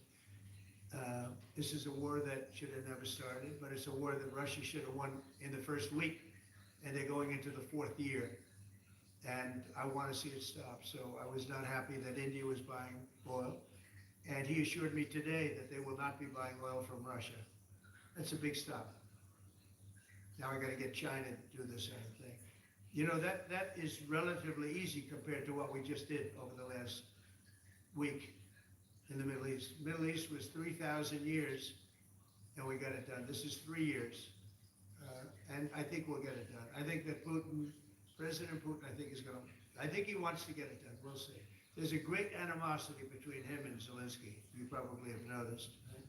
And it's, I think it's hurting the process. Yeah, please. Mr. President, thank you. Curious, why did you authorize the CIA to go into Venezuela? And is there more information you can share about these strikes on the alleged? Well, I can't do that, but I authorize for 2 reasons, really. Number one, they have emptied their prisons into the United States of America. They came in through the, they came in through the border. They came in because we had an open border policy. And as soon as I heard that, I said, a lot of these countries, they're not the only country, but they're the worst abuser. And they've entered they've allowed thousands and thousands of prisoners, mental institutions, people from mental institutions, insane asylums, emptied out into the United States. We're bringing them back, but that's a really, and they did it at a level that probably not, many countries have done it, but not like Venezuela. They were down and dirty. And the other thing, the drugs, we have a lot of drugs coming in from Venezuela. And a lot of the Venezuelan drugs come in through the sea, so you get to see that. But we're going to stop them by land also. CIA have authority to take out Maduro? Oh, I don't want to answer a question like that. That's a ridiculous question for me to be given. Not really a ridiculous question, but wouldn't it be a ridiculous question for me to answer? But I think Venezuela is feeling heat, but I think a lot of other countries are feeling heat too. We're not going to let this country, our country, be ruined because other people want to drop, as you say, their worst. They have given us their worst. They've loaded up our country with prisoners, with mentally ill people that are seriously ill, criminally ill, and we're not going to take it. And so, I mean, it's just one of those things. And I can tell you, we've taken care of the sea. There's nobody, and we're watching. We're watching. And if we see it, we'll save it. Yeah, please. There are Republicans and Democrats up on the Hill concerned that in the briefings they've gotten about those attacks, they're not necessarily getting information about who was on them and what exactly was on those ships. Can you ensure that? But they are given information that they were loaded up with drugs, and that's the thing that matters. When they're loaded up with drugs, they're fair game. And every one of those ships were, they're not ships, they're boats, they're speedboats. They're extremely fast, record-setting type speedboats. It cost a lot of money, and they have a lot of money because they're drug sellers. But they know one thing, and they all have the same thing in common. There's drug dust. They call it drug dust. They call it fentanyl dust all over the boat after those bombs go off. And you can take along. We know before. We know when they go out. We know we have much information about each boat that goes out. Deep, strong information. Yeah. What is your message at this stage of the war for him and shy of tolerance? To who is it? Yeah. Shy of tolerance with Ukraine. Are you considering other options, and will you speak with Vladimir Putin? No, we're looking at other options. We are. President Zelensky's coming in. I'm not a fan of the war. I'm not a fan of the way it started. It should have never happened. It wouldn't have started if I were president. The election was rigged. And because of that, we lost, a lot of lives have been lost because of that. Well, not American lives, but if I can save a lot of lives, that's why I'm in it. I want to save lives. I've had 8 wars. The Prime Minister of Pakistan got up the other day, said so beautifully, he says, you saved millions of lives. He told that to a group of people right in this office. He said, the president saved millions of lives. And I think what he's referring to is the fact that that would have been with India nuclear war. That was getting very close. You know, 7 planes, they don't talk about it, but 7 aircraft were shot down. In fact, we have the new ambassador to India right here. They're well represented. You better represent us, not them, okay? But Sergio's gonna do a great job. He's gonna do a great job. But, no, we'll be talking about the war with him, and we'll be talking about, I mean, they want to go offensive. I'll make a determination on that, but they would like to go offensive, you know that, and we'll have to make a determination. One question, given you have the FBI director and Attorney General here today, Jim Jordan has asked Jack Smith, who's here in front of the House Judiciary. You mean deranged, Jack? He's a deranged individual. He's asked him to. Well, they should. I'm surprised it takes so long. You know, we're talking about violent crime. What about the crime against a political opponent? That's what we have to talk about too. We would like to understand the full extent to which the Biden Harris Justice Department weaponized federal law enforcement. What do you think the community will find out? I think it was the worst weaponization of a political opponent in the history of the world, let alone this country. And I hope that everybody's, you know, they're involved in it. I'm not. I'm the one that had to suffer through it and ultimately win. But what they did was criminal. Deranged Jack Smith, in my opinion, is a criminal. And I noticed his interviewer was, I think that was Weissman. And I hope they're going to look into Weissman too. Weissman's a bad guy. And he had somebody in Lisa, who was his puppet, worked in the office really as the top person. And I think that she should be looked at very strongly. There was tremendous criminal activity having to do. If we don't have fair elections in this country, we're not going to have a country. And I've said it from the beginning, fair elections and borders. And we need also fair press. Because if you don't have fair press, it's very tough. And we've got the strongest border of anybody. Nobody has a border. We have a border where the numbers just came out again. You saw 0 people came in illegally. Now, we do take people into our country legally, but 0 people. But, you know, you're talking about a different subject. You're talking about political crime. They have committed massive political crime. I hope they're looking at Shifty Schiff. I hope they're looking at all these people. And I'm allowed to find out. I'm allowed, you know, I'm, in theory, the chief law enforcement officer. But I have a very good, talented group. This is about something else. But I hope they're looking at political crime because there's never been so much political crime against a political opponent as what I had to go through. They raided my house in Florida. It was an illegal raid. I have a lawsuit that was doing very well. And when I became president, I said, I'm sort of suing myself. I don't know, how do you settle the lawsuit? I'll say, give me X dollars, right? And I don't know what to do with the lawsuit. It's a great lawsuit. And now I won. It sort of looks bad. I'm suing myself, right? So I don't know. But that was a lawsuit that was very strong, very powerful. They raided illegally my house in Florida, Mar-A-Lago. They went through the drawers of my young son. They went through all of the cabinets and drawers of the First Lady. She walked in, she said, wow, what happened? Because she's very meticulous. And this wasn't so meticulous as she looked into the drawers and she saw everything a mess. It's what they did against a person that just got out of office. And then you look at these corrupt people. You look at Hunter Biden, you look at the signature. As an example, the Europen. I just signed so many different things. An admiral, a 4-star general. I'm signing them left and right, the commissions. And by the way, I want to compliment John Thune and also Mike, a great speaker. But John Thune, all of a sudden I'm getting these things by the hundreds. I was getting one every 2 weeks. It would have been 4 years before you got them in more.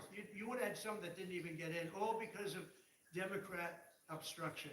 So John Thune did a great job. I must have signed 200 into the administration. We're just about caught up. It's amazing. And so compliments to John. He had to do some things that were very tough to do that he didn't want to do, but he was forced to do it by the Democrats. And as far as the shutdown is concerned, this is a Democrat Schumer shutdown. And he's trying to do it to get relevance back into the party because he's a loser. I've known him all his life. He's always been sort of a loser, but an intelligent one. But I think he's losing IQ points with time. I think that happens. I hope it hasn't happened with me. I know if it did, you guys will let me know about it very quickly. Violent crime, sir. Here in D.C., a judge has given the 2 teenagers that beat up ex-village staffer Big Balls probation. It's incredible. And no jail time. Is this justice? Janine Pirro is doing a fantastic job, and she is beside herself because you have these radical left judges that they beat the hell out of this guy. And there was many people against this one guy. who was really trying to protect his girlfriend. He didn't want his hooded over the door but they really beat him up badly. That just happened, right? Wow, that's terrible. I think the judge should be ashamed of himself. That's a big problem.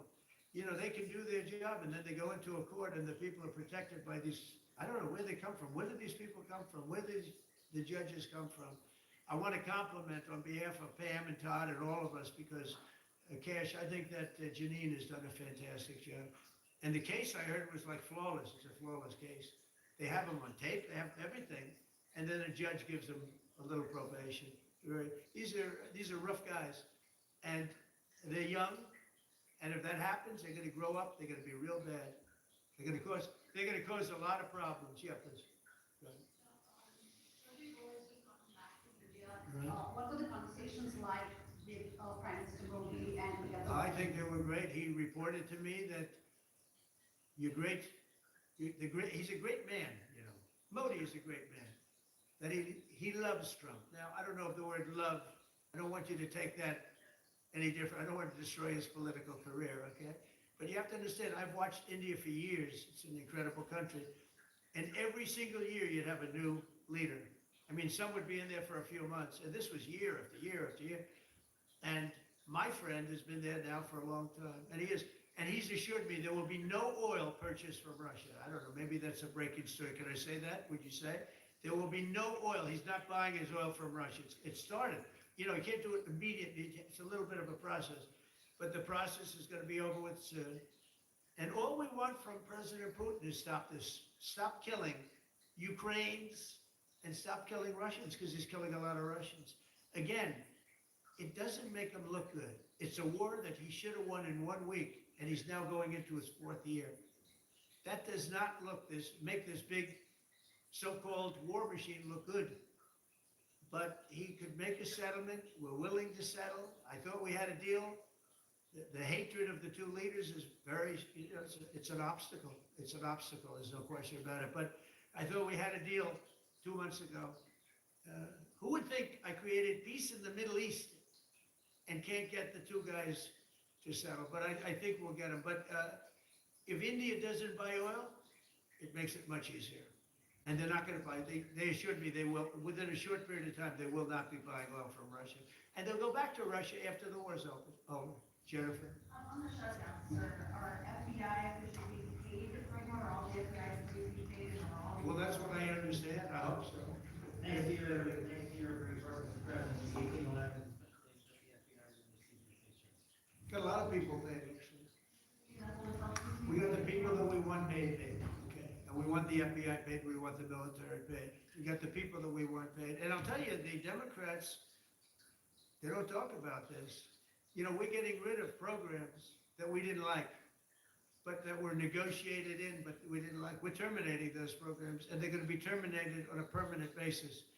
And it's thousands of people, and it's you know, billions of dollars. We're getting rid of a lot of things that we never wanted because of the fact that they made this stupid move. And they don't want to talk about it. You know, they have their day coming up. I hear very few people are going to be there, by the way. But they have their day coming up, and they want to have their day in the sun. But they should really make a deal. So what we're doing, I mean, they call him Darth Vader, but he's actually a very nice person, Russell Vogt. But Russell Vogt is really terminating tremendous numbers of Democrat projects. There's not only jobs, I mean, the project in Manhattan, the project in New York, it's billions and billions of dollars that Schumer has worked 20 years to get. It's terminated. Tell him it's terminated, Jennifer. All right. Honorable Master, what is your understanding of the pace of returning the deceased hostages? Are you leaving? Well, they're looking for them, absolutely. They're looking. So we have the living hostages all back. They returned some more today. It's a gruesome process. I almost hate to talk about it. But they're digging. They're actually digging. There are areas where they're digging and they're finding a lot of bodies. Then they have to separate the bodies. You wouldn't believe this. And some of those bodies have been in there a long time. And some of them are under rubble. They have to remove rubble. But there are graves. Some are in tunnels that died in tunnels that are way down under the earth. And the tunnels are like 3 feet, can you believe it, 3 feet high. They lived like this for a long period of time. It's a horrible atrocity. At the same time, we, meaning Israel, but I knew everything they were doing pretty much. I knew most of the things they were doing, but they've killed probably 70,000 of these people, Hamas. And I said, it's time now. So we'll see what happens. We'll also see what happens. Your next question is going to be the weapons. We want the weapons to be given up, sacrificed, and they've agreed to do it. Now they have to do it. And if they don't do it, we'll do it. CENTCOM today suggests that Hamas needs to hurry up and disarm and follow your country. That it was the head of CENTCOM saying that. Is that not a signal to Hamas, to the rest of the world, that at some point the U.S. military may more directly engage? We won't need the U.S. military. We won't need it because we're very much involved. And if we weren't involved, there wouldn't be peace. If we didn't destroy the nuclear capability of Iran, that deal would have never happened for two reasons. The Arab nations would not have felt bold enough to do it because you have a very powerful, at that time, Iran is not powerful anymore, between what Israel and us did. You know, the attack was, if you look at it, we helped them very much. They will be the first to tell you, including shooting down thousands of drones that were coming into Israel. You know, we shut them down. We were shooting them down like it was target practice, but we shut down thousands of drones and missiles also going into Israel. But between what we did to Iran that way with the, conventional, we will call it, and what see that beautiful plane, that B-2, I noticed it on the desk. I always thought it was beautiful, but I never understood it. Now I understand it. It took in hundreds of thousands of bombs in the form of two, but hundreds of thousands of pounds of bombs. And every single bomb hit perfectly. Then they sent Tomahawks in. They sent 30 Tomahawks on top of it. And that was totally, CNN said, well, maybe it wasn't as bad as Trump said, because I said obliterated. Obliterated is not a strong enough word, actually. And you saw the Atomic Energy Commission came out and said the word obliteration is very, very, think of it. They came in under potential fire. They entered Iran airspace late at night, in the dark, no moon. The moon was, well, for a reason. It's the one time we picked it. Couldn't see anything. And they hit every target, and they weren't hit. Nobody saw that plane. That plane is stealth. Nobody saw it. The problem with that is it may be stealth today, but tomorrow it won't be. And we just ordered about 20 brand new B-2 bombers. It's unbelievable as a weapon. I know Putin, when I was riding with him in Alaska, we passed a lot of them. And he said, that really did the trick. I said, yeah, it did. It's amazing. It's a flying wing. It's no reason for the U.S. military to get involved in Gaza. No, I don't see that. No, I think we're going to handle it very well. We'll be helping Israel. But we have other countries that are there. We signed, many, many countries signed. And many of those countries relatively are very strong military powers. And Hamas has no support. See, Hamas had the support of Iran. And now Iran says, don't get us involved. The last time they got them involved didn't work out too well. So they used to have the support of Iran. Today, Iran they're trying to survive. When I heard the reports 2 weeks ago, Iran's looking to build a nuclear weapon. I said, don't worry about it. They got a lot of things they want to do before nuclear weapons. I said, the last thing they want to do is a nuclear weapon. It didn't work out. And if they did a nuclear weapon before they got even close, that site would be attacked and it would be wiped out. Mr. President, you're meeting with President Xi in a few weeks. Yeah. If you can't come to an agreement or a deal at that meeting, are we in for a sustained trade war with China? Well, you're in one now. Look, we have 100% tariff. If we didn't have tariffs, we would be exposed as being a nothing. We would have no defense.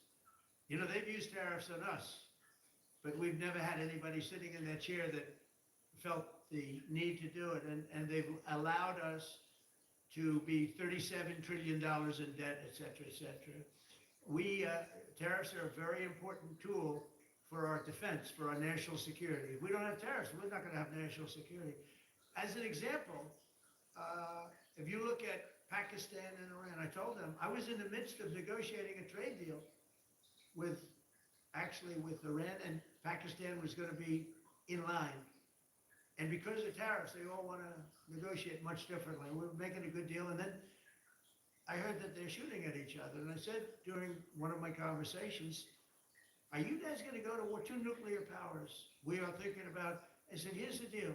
You go to war, I'm going to put a 200% tariff. I'm going to stop you from doing any business in the United States. I said it to both of them. Within 24 hours, the war ended. That would have been a nuclear war.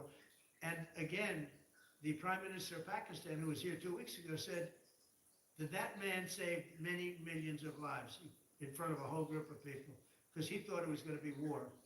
But when it came to war or having to pay massive tariffs, the tariffs overrode. That's why it's so important. Not only the money, we're taking in trillions of dollars, not only the money, the power to keep peace, the power to be used for good is enormous.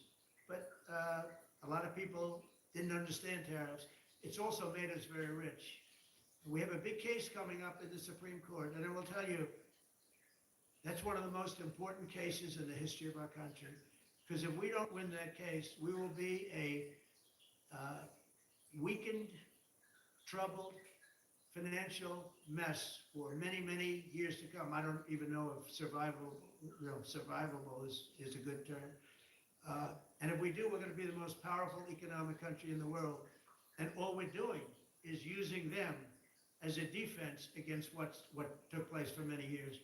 China would charge us tariffs. It was incredible, but we weren't allowed to charge. And we're allowed to do whatever we want. We just had presidents that didn't want to do it for whatever reason. And it was nothing. But of the 8 wars, I was saying 7, of the 8 wars, I would say tariffs are directly responsible for me ending 6 of them, 5 or 6. Without the tariffs, you have wars raging all over the world. With the tariffs, other than Russia, we have no wars out there. And we made a lot of good friends too. Tariffs are so important to our national security. If we don't have tariffs, we don't have national security. Our country would suffer a level that, because they use so strongly on us. As an example, the European Union, they won't take our cars, they won't take our agriculture, they won't take anything, but they send their cars in, Mercedes, BMW, Volkswagen, by the millions. We don't send any cars. They don't take them. They were tariffing us out. Agricultural products, they don't take our agriculture. They want their farmers to do it. I understand that. But it was very unfair, and they were tariffing our product. They're keeping up by using tariffs. And we didn't use it, but I used them. And now we made one of the great deals with Europe. $650 billion they pay us. And we've evened it out. It's really a good thing to see. And you have to understand, they've all signed. Japan, South Korea. I mean, South Korea, $350 billion up front. Japan, $650 billion. And they've all agreed to it. They're all happy. But before, it was a total ripoff. And if we don't have the use of tariffs, we have no national security. This country will have no financial security, will not have national security. And the people that brought the lawsuit are people that are aligned with foreign nations that are now being treated fairly as opposed to just ripping us off and ripping us asunder. So, if we are not allowed to use what other people use against us, there's no defense. It'll be a disaster for America. That's why I think I'm going to go to the Supreme Court to watch it. I've not done that, and I had some pretty big cases. I think it's one of the most important cases ever brought, because we will be defenseless against the world. Okay? Did you have one? Yes, please. Thank you, Mr. President. I want to ask you about the Georgia Senate race. I know it's very early, but there's several Republicans in that field that are vying for your endorsement. A lot of good people in that field. Yes. I know all of them. I haven't made a decision on that, but you have some very good people in the Georgia Senate race.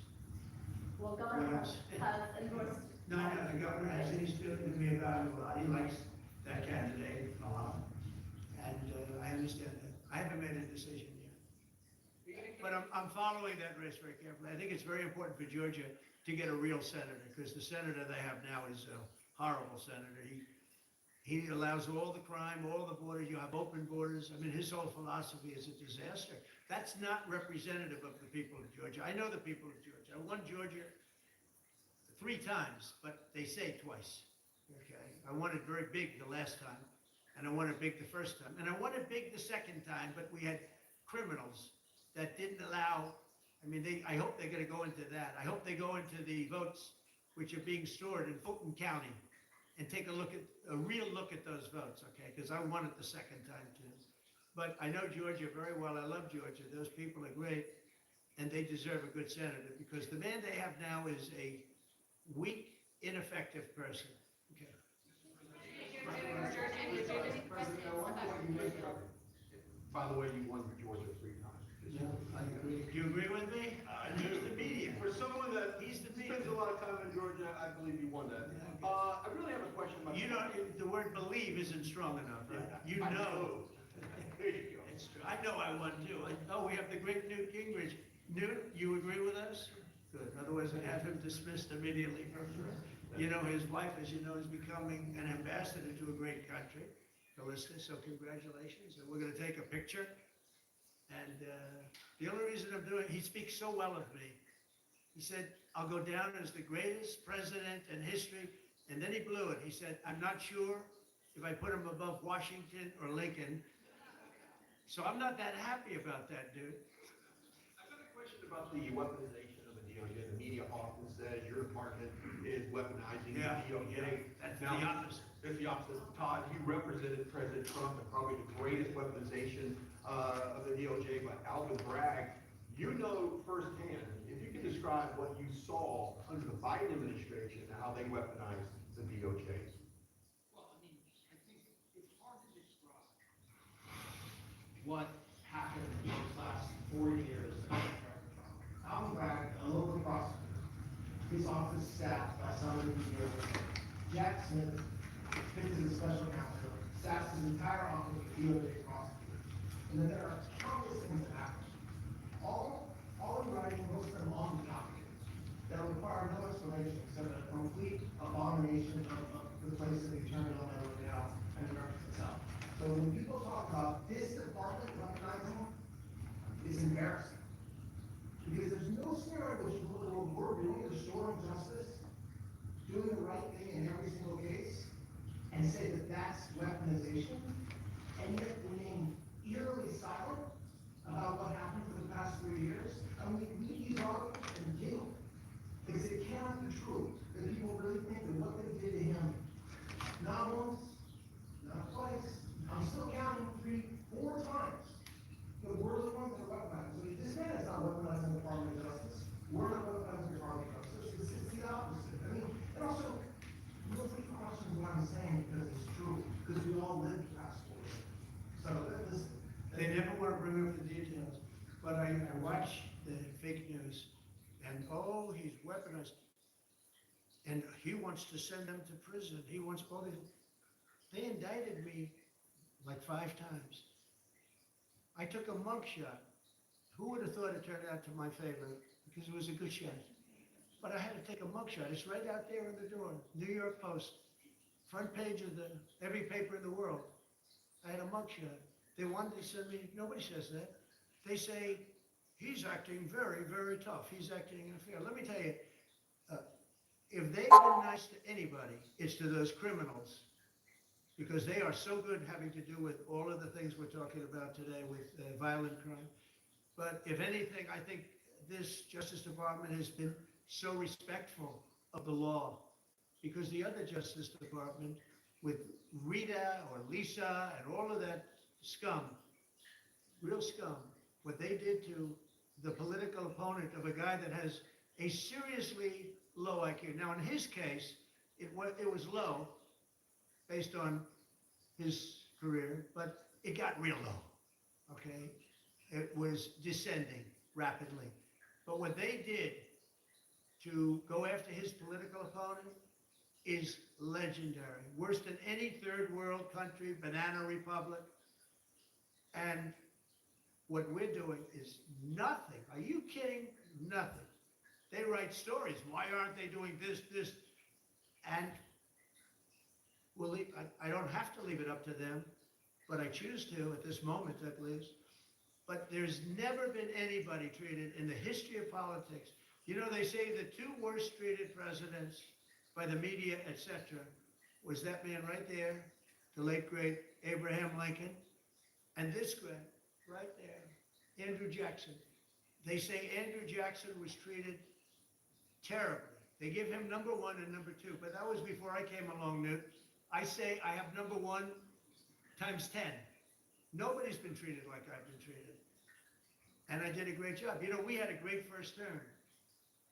And we had one of the most successful economies in history, et cetera. I rebuilt the military. We did a tremendous amount. The last part, we had a horrible thing called COVID, and we handled that well. We made ventilators for nations all over the world. We did a great job.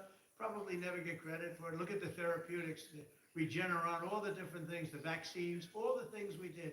We did a great job, but we had to focus on that. But we had the best economy in the history of our country. We're blowing it away right now. Look at the stock market. Hit another all-time high today. That's 48 days out of the few days that I've served. 48 days have already hit record highs.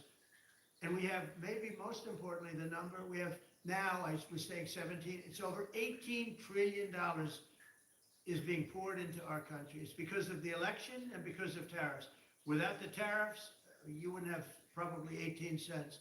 It's because of the tariffs, because there are no tariffs if they build in our country. And they understand that. So we have medical companies coming up. We have the AI. We're dominating China in AI. Everybody said that's impossible. We're dominating.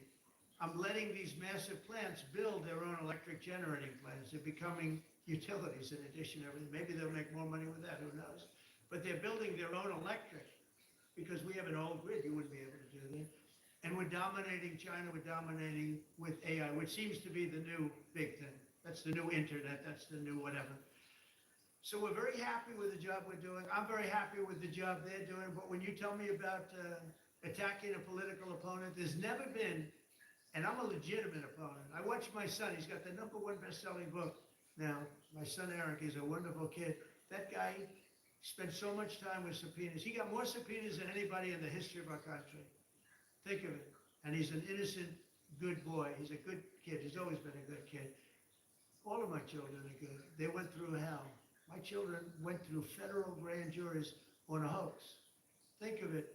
You have Adam Schiff and Hillary Clinton and others make up a hoax and then wanting to so they know it's a hoax, and they go before the press, say Donald Trump Jr.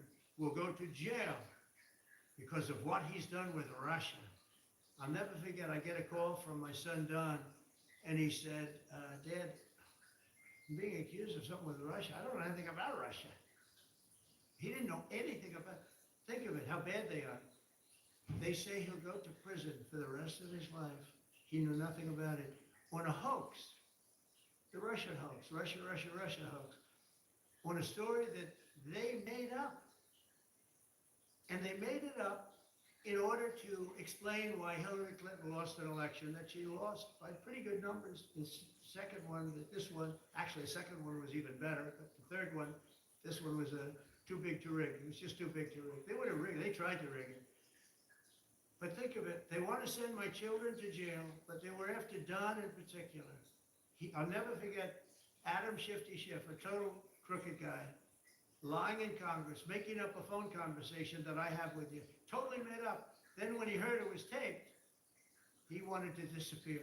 And Nancy Pelosi went crazy because they wanted to impeach me based on the conversation that was made up. When they heard the tape, everybody, I won it unanimously in the Republican Party. I got every single vote, something that never happens, and I beat it. But think of it, they want to put my son in jail for something that they made up. So they know they made it up. And they say he will serve the rest of his life in prison. These are sick, bad people. And don't tell me about us going after them. If anything, we've been very, very soft. I wouldn't be that soft, I'll tell you that. Thank you very much, everybody. Let's go. Thank you very much.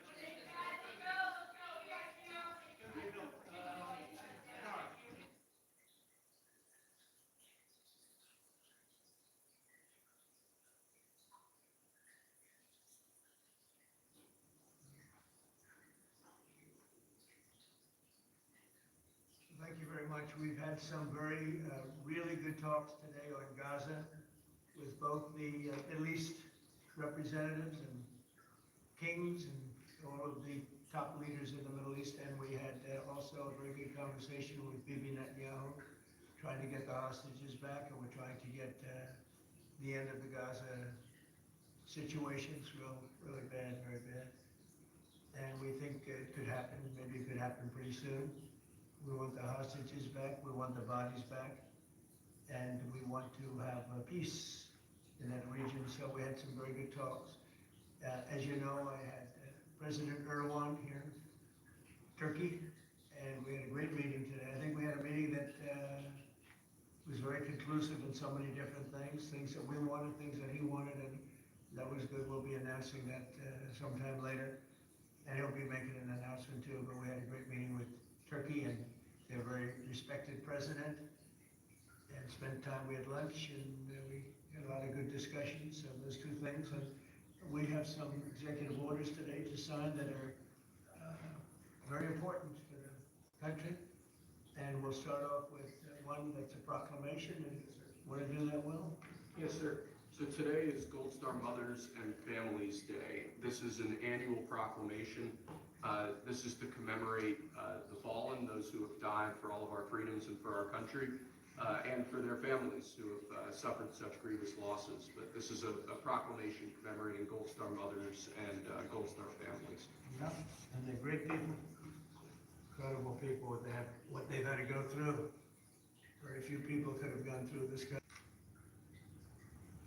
Okay, thank you very much. You'll put it on there, Steve. Next, sir, we have an executive order on TikTok. From the first days of your administration, you've charged a team from your administration, led by Vice President Vance, with ensuring that we can preserve TikTok as a platform for the 170 million Americans who use it, while ensuring that their data is properly protected as required by law. With this executive order, you will be effectively bringing into effect the agreement that will save TikTok and ensure that it can operate safely and securely. So this is interesting because I had a very good talk with President Xi, a lot of respect for him. Hopefully he has a lot of respect for me too. And we talked about TikTok and other things, but we talked about TikTok, and he gave us the go-ahead. You know, it's run by American investors and American companies, great ones, great investors, the biggest, get bigger, I don't imagine. And maybe I'll let JD was very much involved and in charge of it, and maybe I'll have you say a few words about the deal. He would report back, and the points of the deal, I think, are great for our country. So JD, do you want to give it a little talk, please? Yes, sir. Yeah, so thank you, sir, for your leadership and for your help. We really couldn't have done this without the president actually ushering this deal over the finish line. There was some resistance on the Chinese side, but the fundamental thing that we wanted to accomplish is that we wanted to keep TikTok operating, but we also wanted to make sure that we protected Americans' data privacy as required by law, both because it's the right thing to do, but also because it's a legal requirement of the law that was passed last year by Congress. So we think that we were able to do that. Of course, we're going to keep on working at it, but this deal really does mean that Americans can use TikTok, but actually use it with more confidence than they have in the past, because their data is going to be secure and it's not going to be used as a propaganda weapon against our fellow citizens. We're very excited about it. We appreciate the cooperation of everybody involved, and it's a big day. And I think I can say that especially the young people, they really wanted this to happen. They did not want to have TikTok close. And I got, a little used to TikTok. I used it myself during the campaign, and it was very successful because you know how I did with the young voter. And Charlie helped me a lot too, and he said to me, you should go on TikTok. And it actually had, because we got record votes with the young voter, as you know, for the election. So I was a little bit prejudiced in that way toward TikTok. It's very good and very meaningful, but we have American investors taking it over, running it, highly sophisticated, including Larry Ellison. And Oracle, I guess, is going to play a very big role in terms of security, safety, and everything else. So we have very good controls. And literally, I would get a call from friends of mine who were fathers of young people saying, could you do me a favor? Could you get it approved, please? My son is driving me crazy. So we're getting it done, and they have a big audience, and we have great American investors And here's your final copy. TikTok. You know, maybe if you want, we could take a couple of questions on TikTok, and then we're gonna get onto something completely different, okay? Yeah. Mr. President, Jeff? Vice President, you mentioned that China was resistant. Can you describe where China is now? Are they fully on board with this? Is there anything more? I spoke with President Xi. We had a good talk. I told him what we were doing, and he said, go ahead with it. The algorithm is still being released coming from China. Are you satisfied that there's no security concerns? Yeah, I really am. It will push disruptive. The biggest reason is that it's owned by Americans, and very sophisticated Americans, and people that love the country, and very smart Americans too. So they don't want anything like that to happen. Yes, please. Excuse me, is there any operational relationship with Chinese entities or staff to execute the deal? With whom? With Chinese. I don't think so, not that I know. No, we're gonna be, this is gonna be American operated all the way, and, great respect for President Xi, and I very much appreciate that he approved the deal, because to get it done properly, we really needed the support of China and the approval of China. Yes, ma'am? Mr. President, now that Americans will have operational control, do you want to see the algorithm suggest more MAGA-related content prioritized? I always like MAGA related. If I could, I'd make it 100% MAGA related. It's actually a good question, but I would, yeah, if I could make it 100% MAGA, I would, but it's not gonna work out that way, unfortunately. No, everyone's gonna be treated fairly. Every group, every philosophy, every policy will be treated very fairly. Thank you. Mr. President, do you know the valuation? Do you know the American companies can be valued in billions? Well, they valued it very highly. They're paying a big number. Do you want to talk, Scott? You want to say something about value? Well, I'll with the Vice Okay. President, and then I can follow up. And you'll say something. Sure. Well, first of all, I would say all credit goes to the Secretary of the Treasury. Couldn't got it done without Scott. Also couldn't have got it done without Sean Cooksey on my team, so thanks to them. The company will be valued around $14 billion. We actually think this is a good deal for investors, but ultimately the investors are going to make the determination about what they want to invest in and what they think is a proper value. The most important thing is that it does protect Americans' data security. It ensures TikTok is still accessible.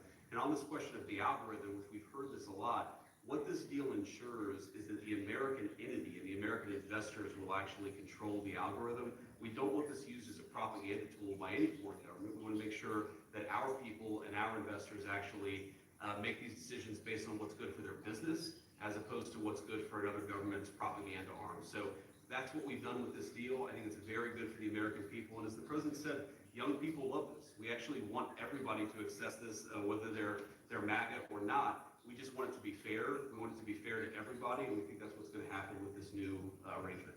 And just to follow up on the Vice President, there were two pieces to the transaction. The Vice President's office has worked since the spring for the commercial transaction between the investor group, and then Treasury and a group including the Vice President's office were in Madrid 2 weeks ago to negotiate with the Chinese. And it was a result of President Trump's close relationship with Party Chair Xi that we were able to get this across the line. We created a framework for Party Chair Xi to agree, and then on the leaders' call, Xi and President Trump discussed the final arrangement. So it was 1 and 2, and that was the final piece. Will the U.S. government get any kind of annual payment as a result of this deal? Taxes, gonna make money, and we're gonna get a lot of money in taxes. And, you know, China wanted to see this go. It was a great legacy for China too. I thought President Xi was great in terms of his approval. We probably could have done it a different way, but it wouldn't have been the same. Wouldn't have been the same security at all, but I appreciated that he approved it. So aside from taxes, there's no part of the deal that is like a payment to the U.S. government? Well, we're gonna be announcing different things, but the U.S. comes out great. And I think China comes out great because they're gonna have a very important legacy. And they have many other deals. You know, they have deals with us, and they have deals in here, in this country. And, you know, they want to be treated fairly also. So, Mr. President, the U.S. company could change the algorithm to push different content? The U.S. company will have control over how the algorithm pushes content to users. And that was a very important part of it. We thought it was necessary for the national security element of the law. We also just think it's important to protect American users. Again, we want users to use this platform the way they want to. We want the business to make decisions about content based on the interests of the business and based on the interests of the users. And that's what we think will happen with this new arrangement. And they're paying a lot of money, and I think hopefully it's going to be a great deal. They're very sophisticated people. You'll see a list. Have you seen a list yet of the people?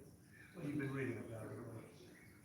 It's I know Michael Dell's involved, and Rupert Murdoch's involved, and a lot of, and let's see, we have probably 4 or 5 absolutely world-class investors that love the country. They made a lot of money with the country, and many of them are in a somewhat related business, so it works out pretty well. And they're going to be very careful about all of these questions that you've been asking.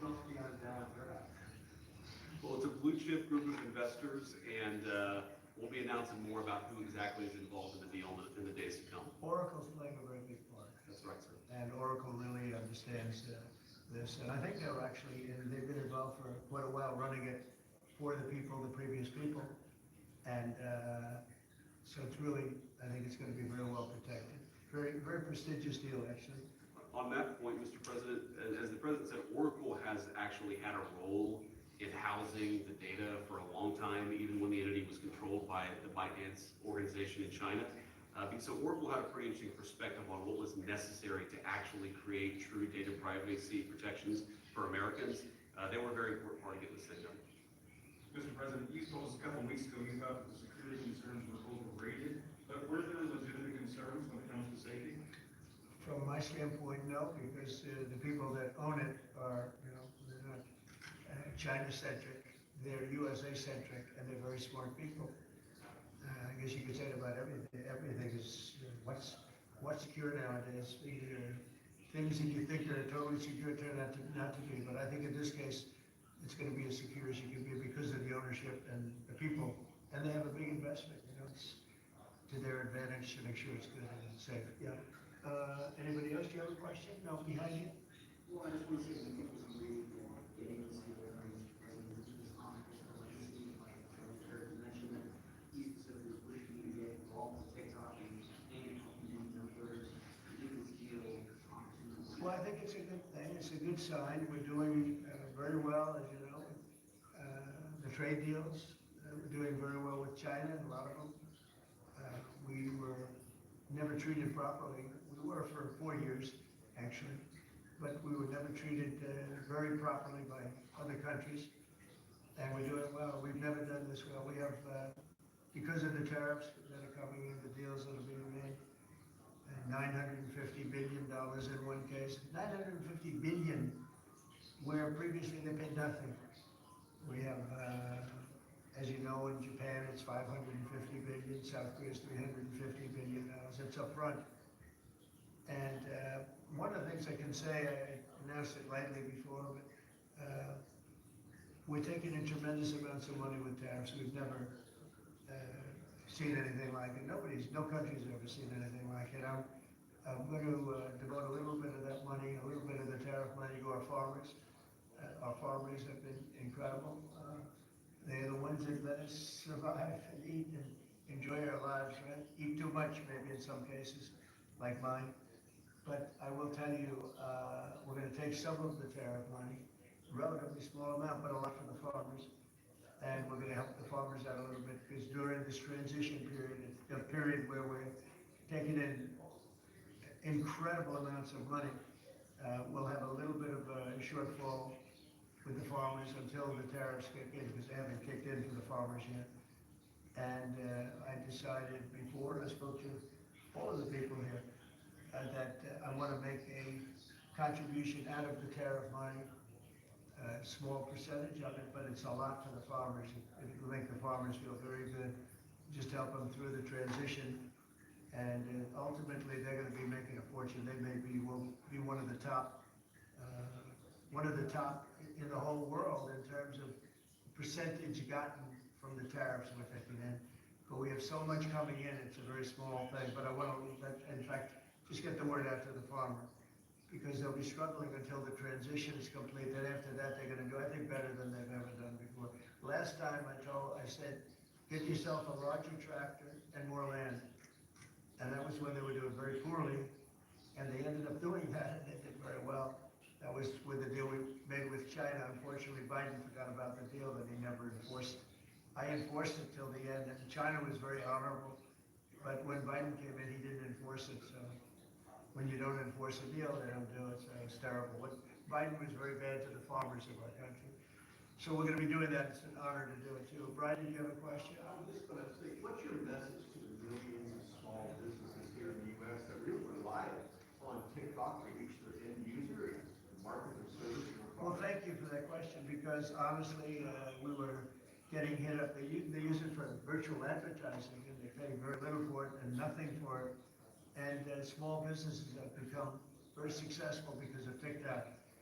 And we didn't think of that, when everyone's saying, oh, TikTok and this and that. But over the last 6 months, I was called by so many people saying they're gonna go out of business if they can, because if they use it virtually as a advertising tool, and without it, they wouldn't have anything. They wouldn't be able to get the word out about their good product or whatever it is they're selling. So it's a very important thing for small business. It's another reason I wanted to do the deal so bad. So let's go to another subject now, if we might, okay? And Will, please. Yes, go ahead. Well, we haven't decided that. We'll be dealing with Brooke later and the Secretary of Agriculture, and we'll figure out how to get money to the farmers. And again, this comes out of the large amount, hundreds of billions of dollars of tariff money that's pouring into the country. The tariffs, remember what I said a long time ago, I said it's the greatest word, it's my favorite word in the world, that I had to say. I was forced to say other things, of course, rightfully so. Love, family, religion. So I think I put tariff number 5. I was forced because the fake news did a big number on me. It's one of those movies. But let's say it's my 5th favorite word, the word tariff. But it's making our country very rich. And when our country is rich, I'm able to help the farmers, and I'm able to help even other countries that are in trouble. But we're able to help people that are in trouble. Medicaid, Medicare, Social Security, it's all a benefit of this tremendous amount. And I hear numbers coming in today, Scott, where the numbers were very high, right? The economic numbers were off the charts, sir. Unfortunately, right? Because this is the only country in the world where you announce great numbers and the stock market goes down. Because when you announce great numbers, they immediately want to take that success away by raising the interest rates. Why can't you announce great numbers and let them lower the interest rate so you can make numbers? This is the only country in the world. I don't know if you heard. Could you just tell them what the number was? 3.88% growth, the biggest in years. And the important thing, as the president says, this is going to be non-inflationary growth, just like it was in its first term. So strong growth, low inflation, real wage gains, and to the question on small business optimism under President Trump last week hit a multi-year high. So small businesses, Main Street is back under President Trump. But isn't it crazy? And so the market was down a little bit today. I mean, in all fairness, I don't feel guilty because we've set every record you can imagine. But it was down, and I said, oh, the numbers must be good. Meaning, the growth numbers are phenomenal. And again, this is during, but a little bit of the heavy, the really success and the money pouring into our country through the tariffs. And I just say, why can't we have great numbers and lower the interest rates so we have even greater numbers? So people were saying, oh, the numbers are so good, they're going to have to raise interest rates. That doesn't have to happen. And there's no inflation. We have really, the only thing we have is great success. We're having unbelievable success. So the numbers are much higher than anticipated, except for by me and Scott and some of the other people. And they'll get a lot higher than that too. But I don't want to, every time we have good numbers, say, let's take all the juice out by raising interest rates. It's so backwards. It's so backwards. Mr. President, they don't appreciate the importance of the third leg of your stool, because trade, taxes, and deregulation allows for significant upside growth without inflation. So eventually, the people at the Fed will be able to focus on this, like Alan Greenspan did in the 90s. You can have strong growth and low inflation, and I think we get the stock market up, Wall Street, Main Street, both doing well. And we want low interest rates. There's no reason that every time we announce these record numbers, these numbers are way above projections by, all the great geniuses out there. They knew this was gonna happen. So they had 71 different people and only 2 got it right. Me and another gentleman from, I think, my wonderful Wharton School of Finance, actually. So anyway, but I really want you to look at that. Every time we have good numbers, they say this is a good time because they're guarding against inflation that may happen in 2 years from now. We have to change our thinking. We should be rewarded for good numbers, not penalized.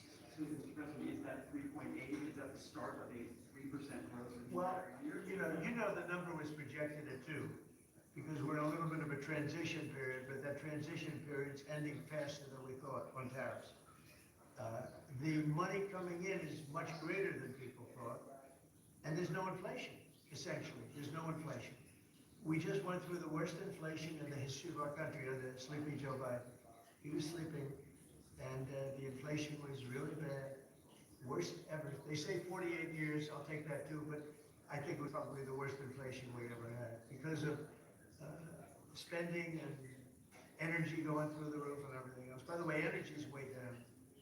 And you're gonna really be impressed when you hear what happened today with President Erdogan of Turkey. I think it's great for both countries. I think it's great. We have great relationships with a lot of countries. And you may be even more happy when you find out because we spoke with Bibi Netanyahu today, and we spoke to all the leaders in the Middle East, who are great people, and we're getting pretty close to having a deal on Gaza, and maybe even peace, which would be the first time in about, 2,000 years? In the region, I'd say the first in, Steve, what would you say, first in 2,000 years, or maybe 1,000? Huh? 2 It's a long time. Yeah, go ahead. I don't want to say that, but if I wanted to, he will. Well, I didn't say, okay, you stop, but I believe you. I believe you will stop. You know why? Because you can buy from a lot of other people. You can buy from a lot of other people. You know who really can't is Hungary. Hungary's got, they're landlocked, and they don't have a nice ocean where ships can sail in from all over the world. They don't have one pipeline coming. Because I spoke with, he's a great guy, he's a great friend of mine, but, that's a harder one for them. And Slovakia too.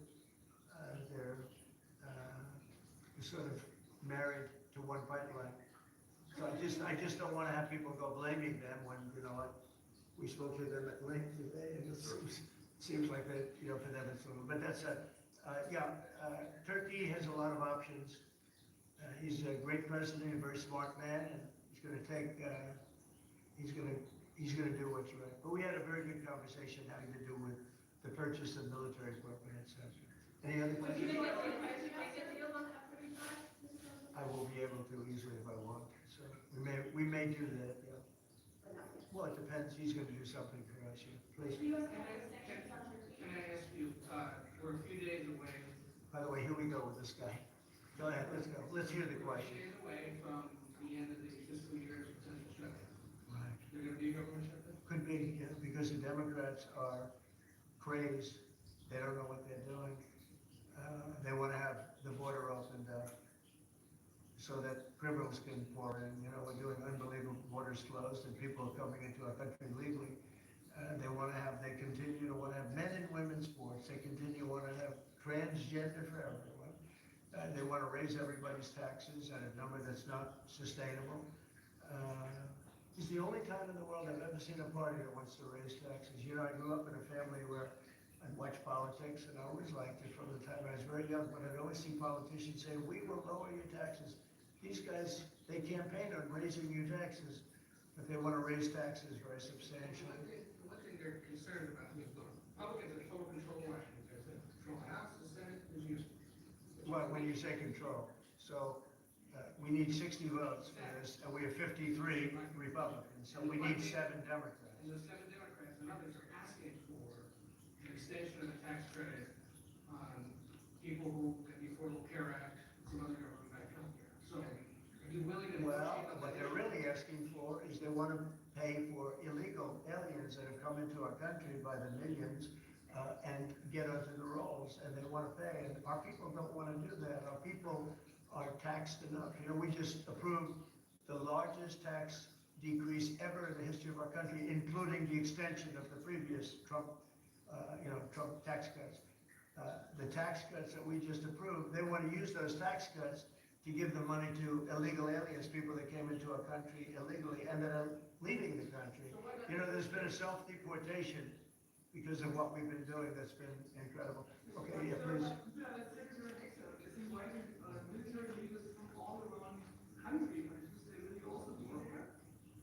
From all around the country to what? Well,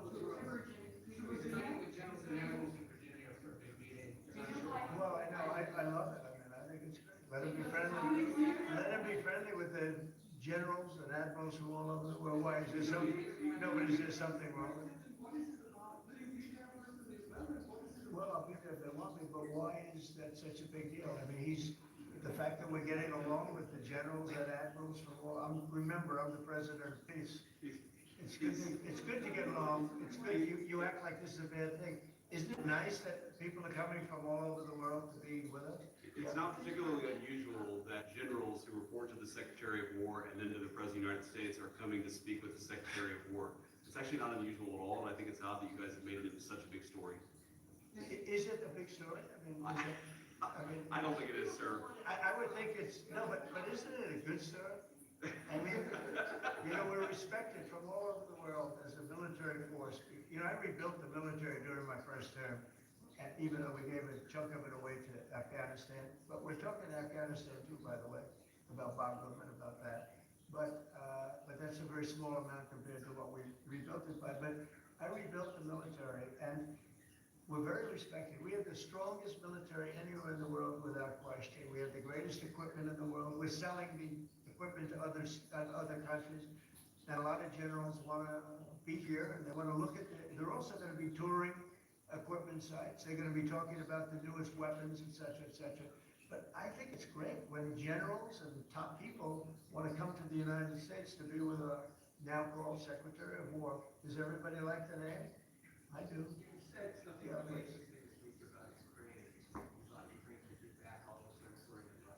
Yeah, have a shot at it, because Russia, well, because I've been watching the way what Russia's been doing. I'm very dissatisfied with what Russia's doing and what President Putin is doing. I haven't liked it at all. It's killing people for no reason whatsoever. And they are doing very poorly considering they have put it all out on the line. Their economy is going to hell. They're bombing the hell out of everything, and they're picking up a very little territory, if any. In fact, they're losing some territory. So I think it's been very bad for the reputation of Russia. This war should have been over. If this were our war, we would have had it over in 1 week. And they're getting into fourth year, Jeff. They're getting into the fourth year now. 4 years of fighting, and you see what they've taken. In the last month, they've taken very little, and you've been reporting on all the bombing, all the drones all over the place, 900 drones coming into certain areas like Kiev and one night. And with all of that work, they've taken over very little. So I'm very disappointed in President Putin. I thought I solved 7 wars. In fact, we have a great leader coming. We have the Prime Minister of Pakistan coming and the Field Marshal. Pakistan Field Marshal is a very great guy, and so is the Prime Minister, both. And they're coming, and they may be in this room right now. I don't know, because we're late. And I said maybe they'd like to join. They actually may be somewhere in the beautiful Oval Office. Yeah, please, behind you.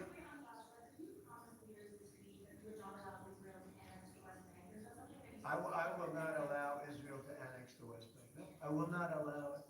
It's not going to happen. Yeah, but I'm not going to allow it. Whether I spoke to him or not, I did. But I'm not allowing Israel to annex the West Bank.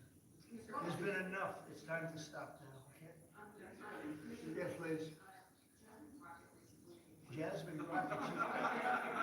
Jasmine Remember what I said? Is she a relation to the late great Davy Crockett? I don't think so. Jasmine Crockett, let me tell you, before you even ask, she's a very low IQ person.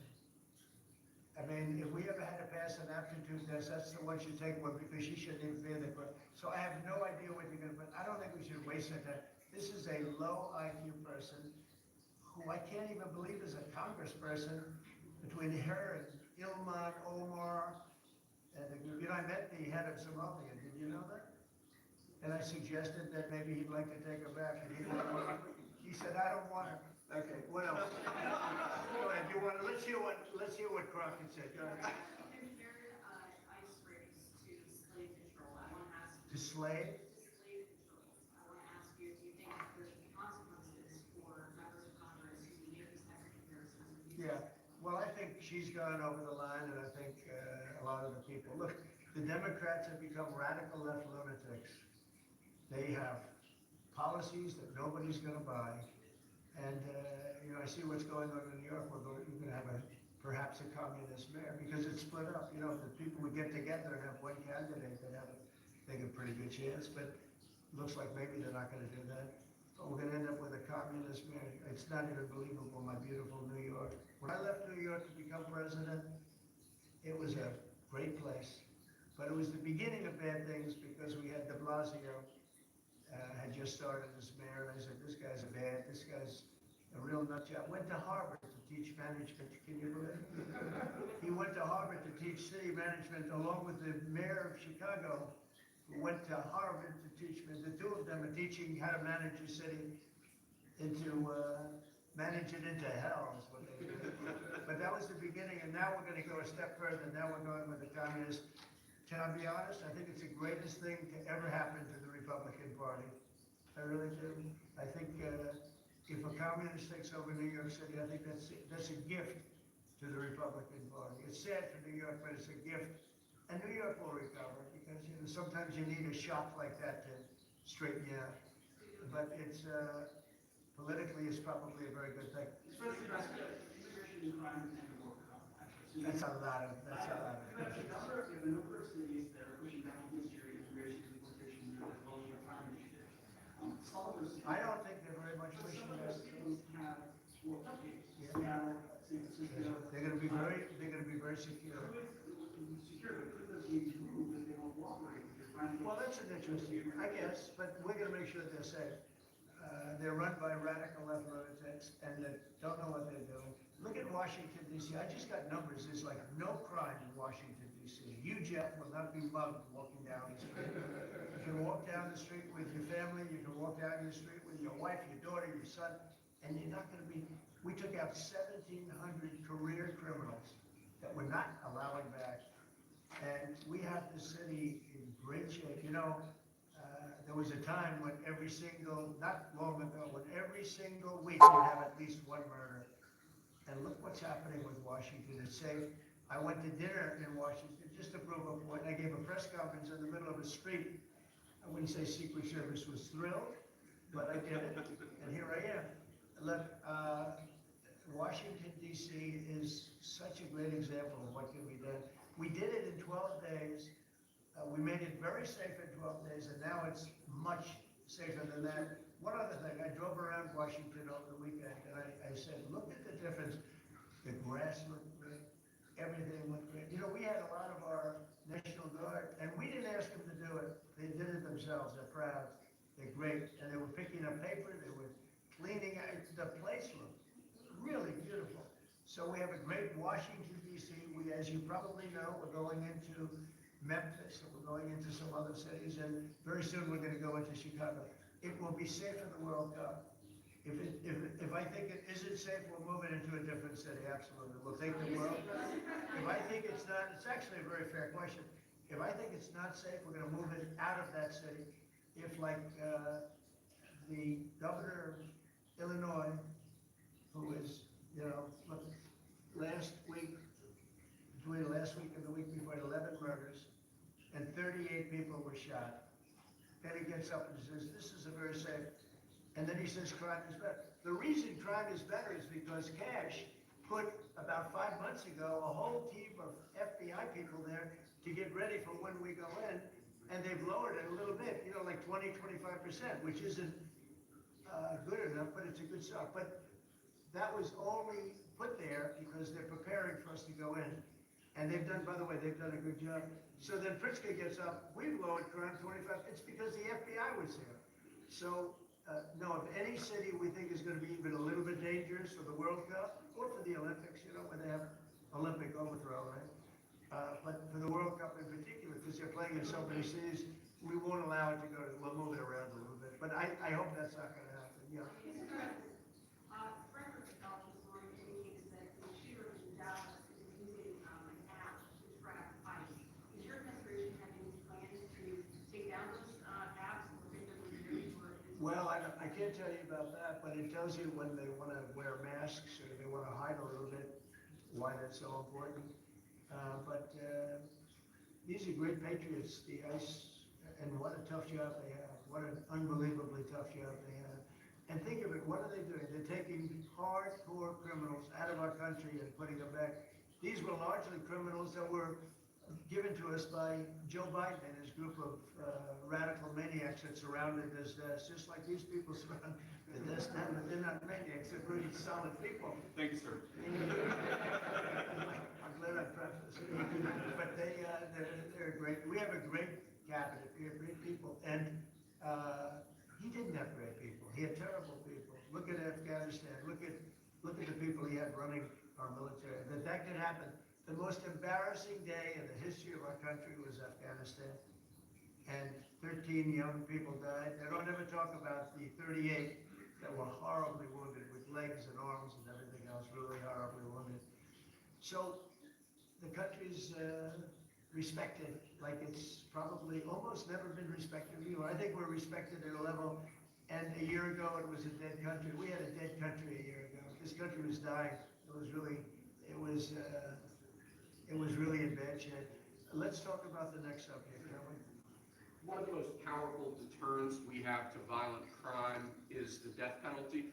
As you said, your administration has taken bold, decisive steps to ensure that Washington, D.C. is once again a safe and secure city for its residents and all who visit.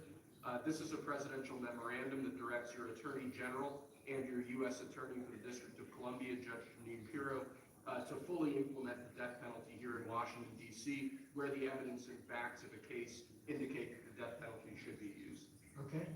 Everybody understand? Death penalty in Washington. You kill somebody, or if you kill a police officer, law enforcement officer, death penalty.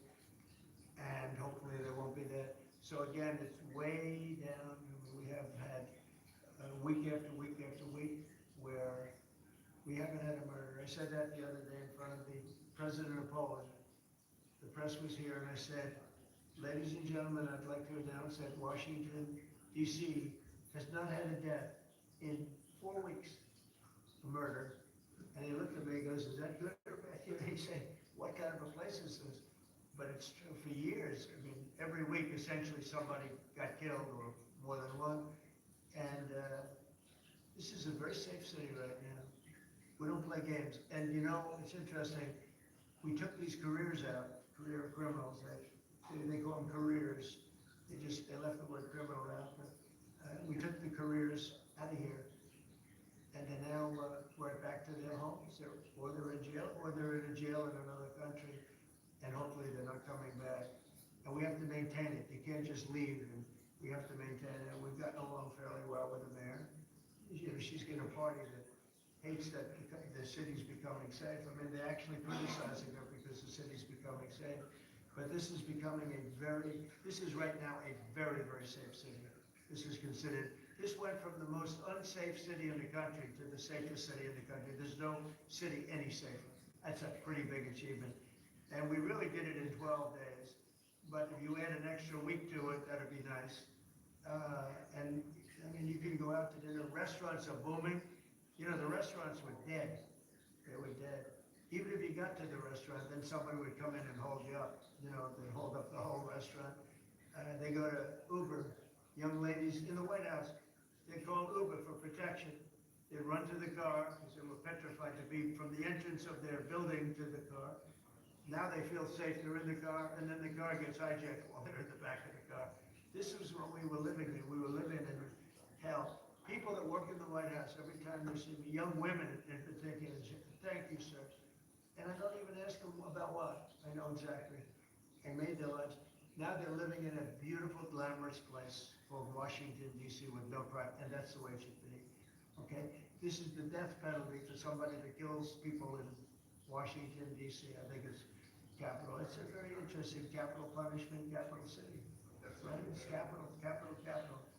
But this is our capital city. We can't allow that to happen. People come in from Iowa to look at the Lincoln Memorial and they end up getting killed. It doesn't happen anymore. It's not going to happen. And if it does happen, it's the death penalty for the person that did it.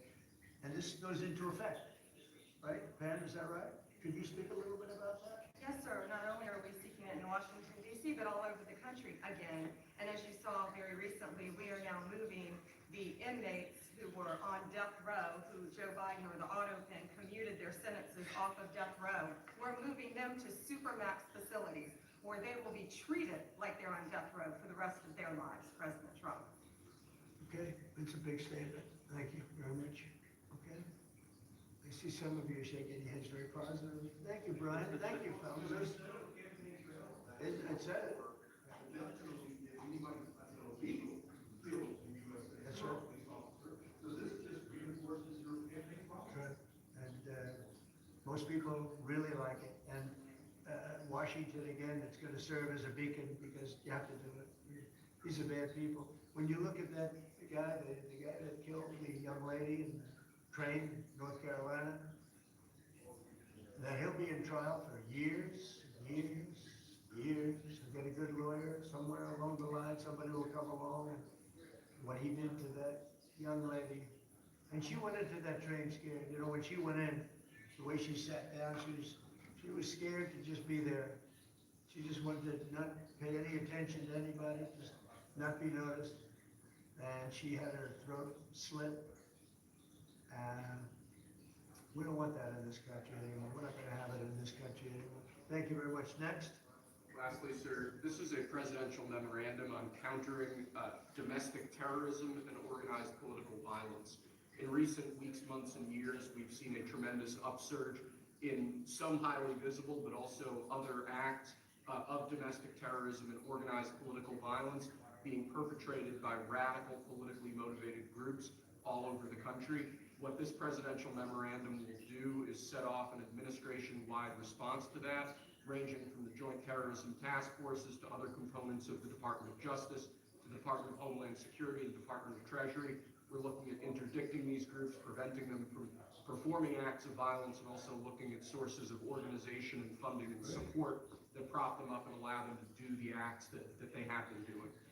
We're looking at the funders of a lot of these groups. And, you know, when you see the signs, and they're all beautiful signs made professionally, these aren't your protesters that make the sign in their basement late in the evening because they really believe it. These are anarchists and agitators, professional anarchists and agitators, and they get hired by wealthy people, some of whom I know, I guess, you know, probably know.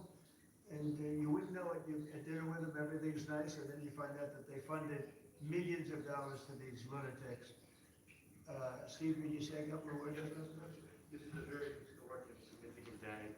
This is the first time in American history that there is an all-government effort to dismantle left-wing terrorism, to dismantle Antifa, to dismantle the organizations that have been carrying out these acts of political violence and terrorism. What we have seen, if you look at whether it be going back to the riots, that started with Black Lives Matter and all the way through to the Antifa riots, the attacks on ICE officers, the doxing campaigns, and now the political assassinations, these are not lone, isolated events. This is part of an organized campaign of radical left terrorism. It is structured, it is sophisticated, it is well-funded, it is well-planned. There is really no parallel like this to anything else in the country right now. There is an entire system of feeder organizations that provide money, resources, weapons, and when they're attacking ICE officers, they're attacking federal buildings, where they're isolating public officials for harassment, doxing, intimidation, and ultimately attempted assassination. It is all carefully planned, executed, and thought through. It is terrorism on our soil. Because of this executive order, Cash and Pam are going to have the tools they need, working with Scott to take these organizations apart piece by piece, and the central hub of that effort is going to be the Joint Terrorism Task Force, or JTTF, which sits inside the Federal Bureau of Investigation. But for those at home who are worried about terrorism in this country, they can understand because of President Trump's strength, because of his vision, because of his leadership, we are now going to use the entire force of the federal government to uproot these organizations root and branch. And again, that's only possible because of President Trump and his leadership. As Steve was saying, Mr. President, thanks to your leadership, crime is going downward in a tremendous fashion, and that's what we want for every city in America. And the FBI's premier flagship enterprise, the Joint Terrorism Task Force, are honored to lead this initiative with our partners at Treasury and Homeland Security, because our citizens are being attacked by, as Stephen said, organized violence, and it's being paid for, not by them, by other people. So what we are going to do, combining forces as Scott and I have done in these last few months, is follow the money. People and organizations have collected funds and put them out into the streets of America and organized violence across our country. And thanks to your recognition of this and this executive order and the AG's leadership to lead out and prosecute these individuals, we are properly going to chase them down like the domestic terrorists that they are, and our streets and our communities are going to be safer because the JTTF and the FBI and Treasury and DHS and DOJ are going to combine forces like never before to root out this new evil that is perpetrating our criminal activities across our societies.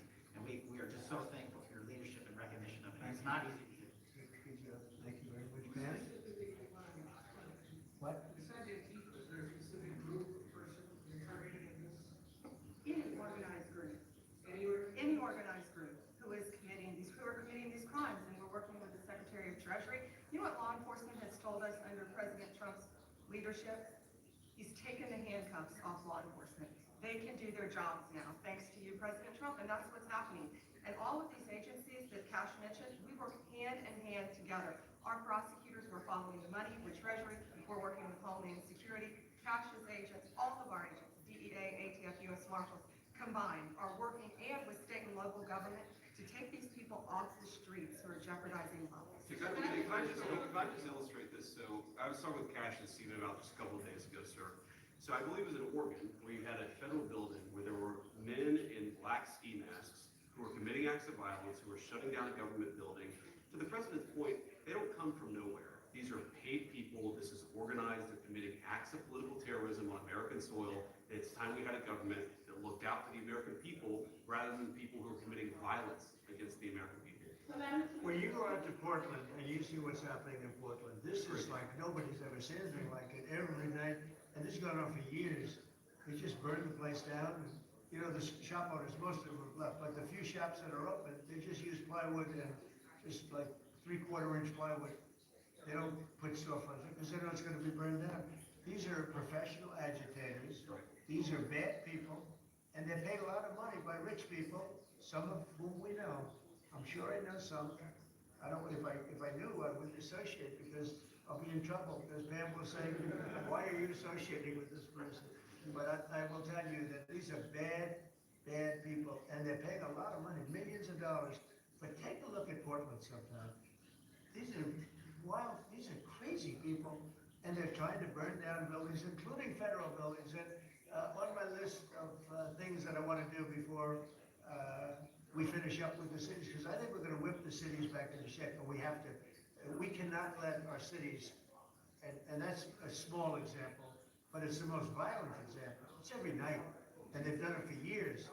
You think maybe at some point they made their point, and what are they doing? But we're going to get out there, and we're going to do a pretty big number of those people in Portland that are doing that. They're professional agitators and anarchists.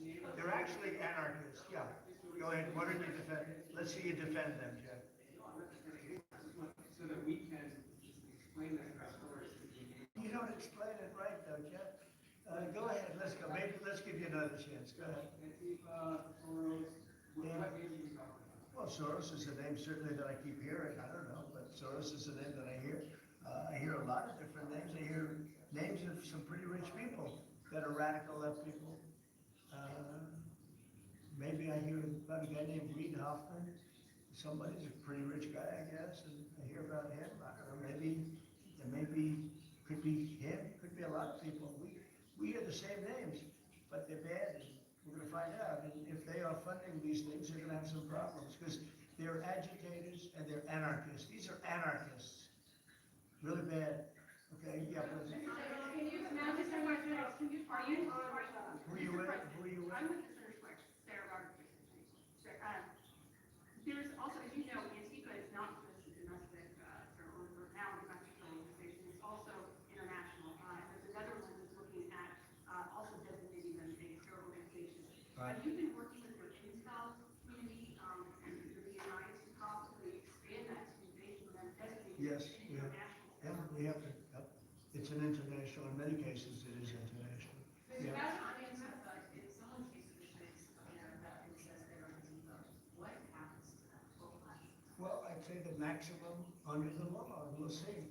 Now, if they kill somebody, we just signed a death penalty, so it depends where it is, but if they kill somebody, which they do, I mean, people are dying, you go out to Portland, people die out there.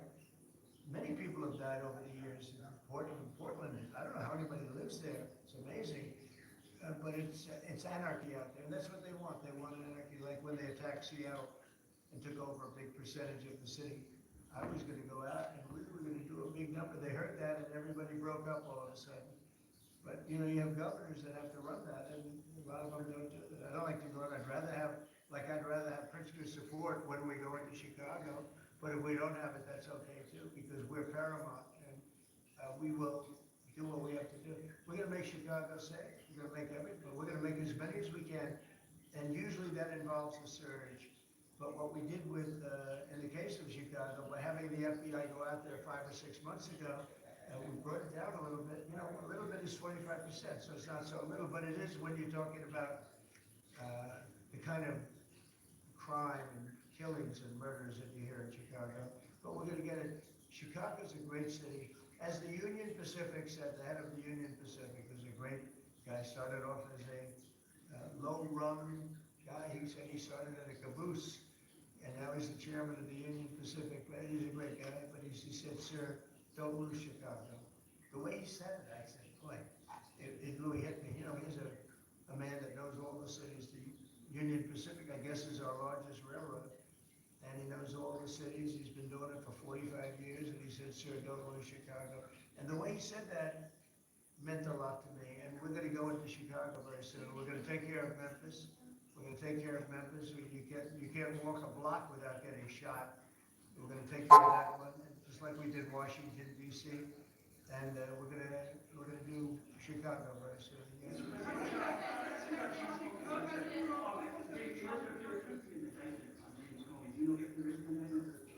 I don't know. I know it's going on because I read the papers just like you do, so I don't know. Do you have anything to say about that?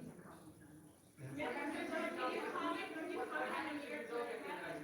you comment on New York Times report saying the Justice Department officials have asked attorneys to target a George Soros-funded group, and is this executive order that you just signed a part of that? I'm not gonna comment on whether there is or is not a pending investigation, but everything's on the table right now. I don't think anybody has to ask, because if you look at Soros, he's at the top of every, in fact, sometimes I say, could he be involved in this many things? But he's in every story that I read. Stories that I read keep talking about Soros, and so, you know, I guess he'd be a likely candidate. Thank you very much, everybody. Thank you very much. Thank you for that, President. Yep.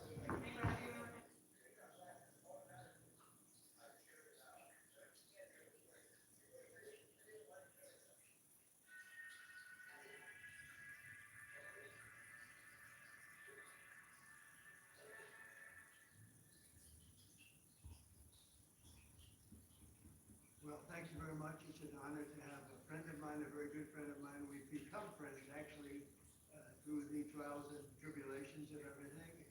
Mark Rutte, Secretary General of NATO, highly respected. Every country, almost every country in Europe. I think you can almost take away the almost pretty soon. But they all have great respect for the leader, and he is the leader. And we've had some very good discussions today, and things are going along pretty well as regarding Ukraine, Russia. We thought it would be a little bit easier. That's turned out to be tougher than the Middle East. The Middle East was supposed to be the tough one, and we've solved that puzzle, but this one will get solved also. So I want to just say it's an honor to have you. Thank you very much. Thank you so much for hosting again. And we were texting, I think it was on the day when you were in Israel and Egypt, this tremendous success you had under your leadership, bringing peace to the Middle East. And then we texted each other and said, the next big thing has to be Ukraine, Russia. And I want to help, NATO wants to help, my colleagues want to help to basically deliver on your vision of peace in Ukraine. And I really want to thank you for everything you are doing, including breaking the deadlock with Putin, starting the dialogue in February when you came in as president in January, but also for everything you did with NATO, the fact that we are now at this 5%, the huge success in The Hague at the NATO summit, the fact that Europeans are also stepping up when it comes to Ukraine, basically the weapons from the US being delivered to Ukraine, paid for by allies, and the Europeans coming together to discuss how can we sustain Ukraine post the peace deal. All of this is evidence of your leadership of pushing Europeans and the Canadians to do more, to deliver, and to equalize the spending with the US. And so on all of this, and today we will talk more on how we can really bring Ukraine to the next phase and get this terrible war, and all the bloodshed ended. And as you know, we are going to be making a big trip next week. Some of you are going with us. We're going to Malaysia, South Korea, and Japan. In South Korea, I'll be meeting with President Xi of China. We have a pretty long meeting scheduled. We can work out a lot of our questions and our doubts and our tremendous assets together. So we look forward to that. I think something will work out. We have a very good relationship, but that'll be a big one. We canceled the meeting with President Putin. It didn't feel right to me. It didn't feel like we were going to get to the place we have to get, so I canceled it. But we'll do it in the future. But next week we'll be with many of you in those locations that I told you. Then it's back to Washington. So thank you very much, everybody. Yeah, please. Mr. President, can you tell us a little bit about why you're elevating sanctions against Russia right now? I just felt it was time. Waited a long time. I thought that we'd go long before the Middle East. And Mark, as you know, we did the Middle East +7. So we did 7 different wars from Pakistan and India to so many, which they said was impossible to do. All these wars I did, and the one that we have left, we have 1 left. It'll be 9, and we have 1 left, and I think we'll get that done too. I think we're on our way.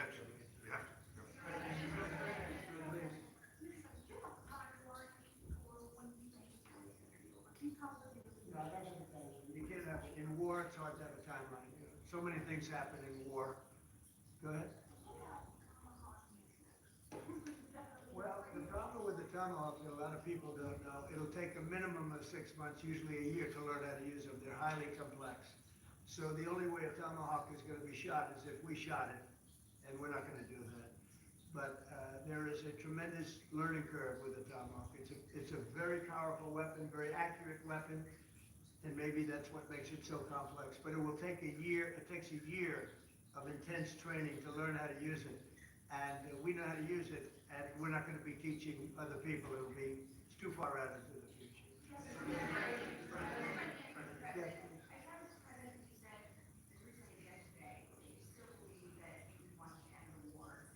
I do. Yeah. What else are you supposed to do to encourage them to get there, or can you explain why you do believe in it? Yeah, it's a good question. Today is a very big day in terms of what we're doing. Look, these are tremendous sanctions. These are very big. Those are against their 2 big oil companies, and we hope that they won't be on for long. We hope that the war will be settled. We just answered having to do with various forms of missiles and everything else that we're looking at, but we don't think that's going to be necessary.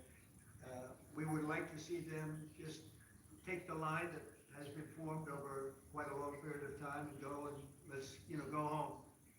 Last week they had almost 8,000 soldiers killed. Many Russians were killed last week.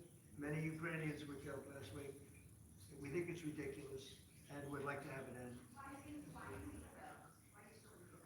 I think they want peace. I think they both want peace at this point. It's been, it's almost 4 years. You're going into 4 years. And if I were president, it never would have started. But yeah, it's time.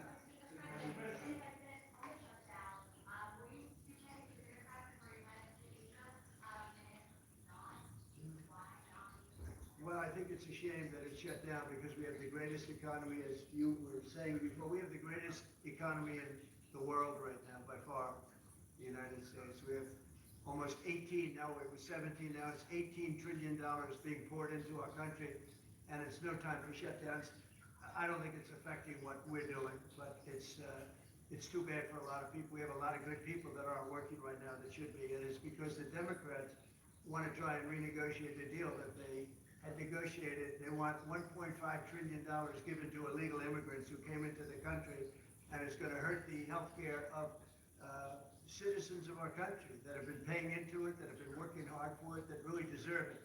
So we're never going to do that. It's not going to happen. And I will tell you, there are a lot of good Democrats that really want to make a deal. And I think all we need is 5 Democrats because we have a great support on the Republican side.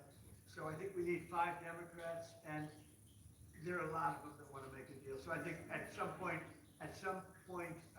common sense will prevail. Go ahead, you can finish up.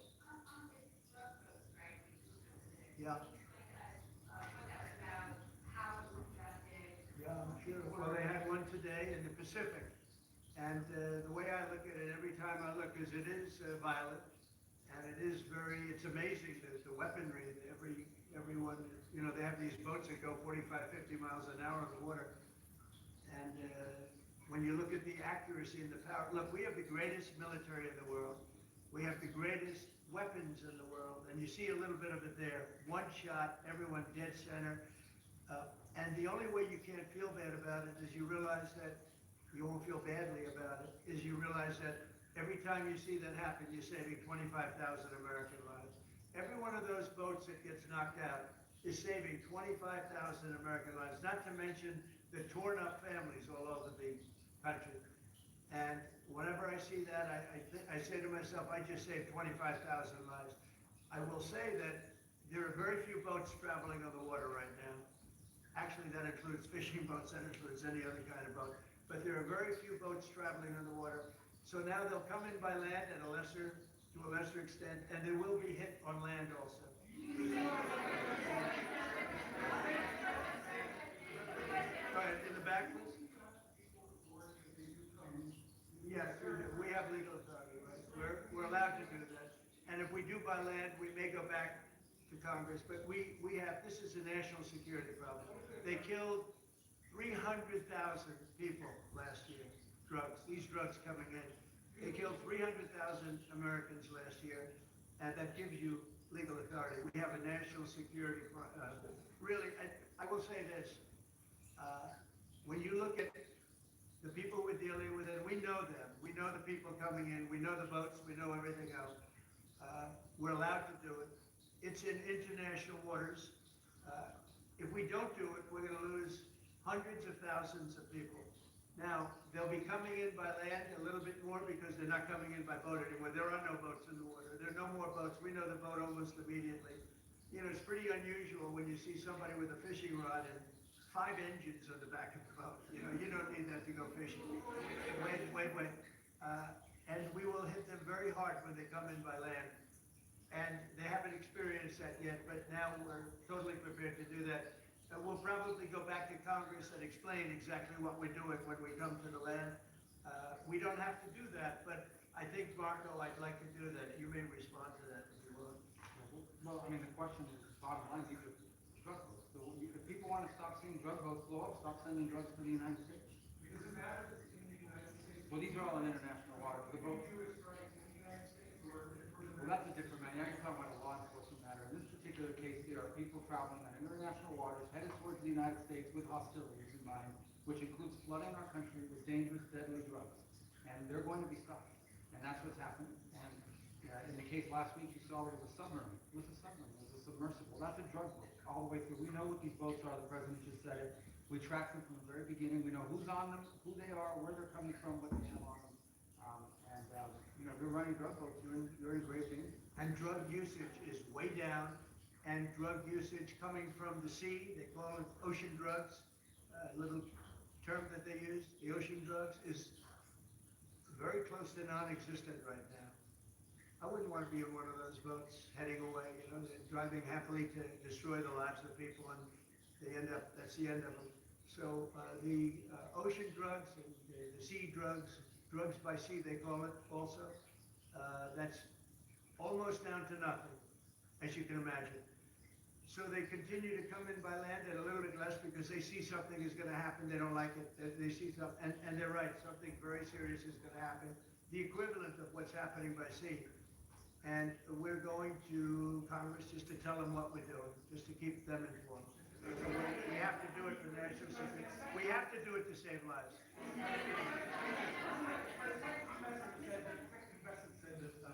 That increasing and not being honest and forthright in these talks with you. Just wondering if you could tell us a little bit more about your views, but also if I may, from the Neil-Rutter, just your thoughts on whether Ukraine should get on this. Well, I think that in terms of honesty, the only thing I can say is every time I speak with Vladimir, I have good conversations, and then they don't go anywhere. They just don't go anywhere. So, in that sense, but no, look, he's fighting a war. He's in a war. That's two very competent sides, and that's the way war is. You never know with war, but I would say that it's time to make a deal. A lot of people are dying. You know, they're not Americans, but they're people. They're souls, and they're dying by the thousands. Worst since World War II, and we really should stop it. And to your other question, Yeah, please. Sorry, to your other question, this has been consistent from this president when we first met again after your re-election in Mar-A-Lago in November. You said we have to stop the killing. This is close to your heart, and this is your vision. That's why this war needs to end. When it comes to tomahawks, whatever system, it's up to individual nations to decide whatever they want to supply to Ukraine. NATO doesn't take a position, but I can assure you this. When the president called me in July and said we want to again send weapons into Ukraine, paid for by our allies, the Canadians and the Europeans, that was an important moment. And that is now taking place, and the ambassador and myself, we're working hard on this. Already a couple of $2 billion of weaponry into Ukraine from the US, paid for by allies. So I'm not going to comment on the tomahawks, but when it comes to the US and all the support for Ukraine, it is there and it is close to the president's heart and notice. I will say this, you know, Mark can say it better than anybody. The European nations and Canada have really pulled together, and it's beyond even that. I mean, it's really beyond that. I was with the Australians, the New Zealanders, Japan, they're all. If you want to really add them up, we could really add them up, but NATO, basically, European and Canada, and a lot of other nations, they've really band together. They are not happy about what's happening with Russia and Ukraine. They're not happy at all. Neither am I.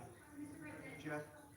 Sir, just changing topics, I guess, Yeah. model of the White House and the ballroom.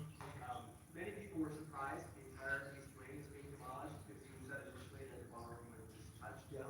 Well, certain areas are, certain areas are being left. We determined that after really a tremendous amount of study with some of the best architects in the world, we determined that really knocking it down, trying to use a little section. You know, the East Wing was not much. There was not much left from the original. It was over the course of 100 years. It was changed. The columns were removed, and it was a much different building. Then a story was added on in 1948, 1949. There was a story added on, which was not particularly nice. And the building was very, very much changed from what it was originally. It was never thought of as being much. It was a very small building.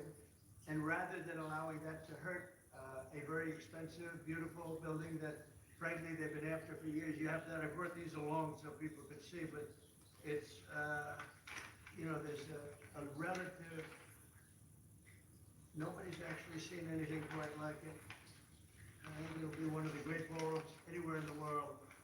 It's about $300 million. It's set to do many, many things, including meetings of foreign leaders, including the honoring of foreign leaders. You can see this. This is a plan. It's got tables so that you honor a foreign leader. We have a proper space. Right now, we have a space that with tables holds about 79 people.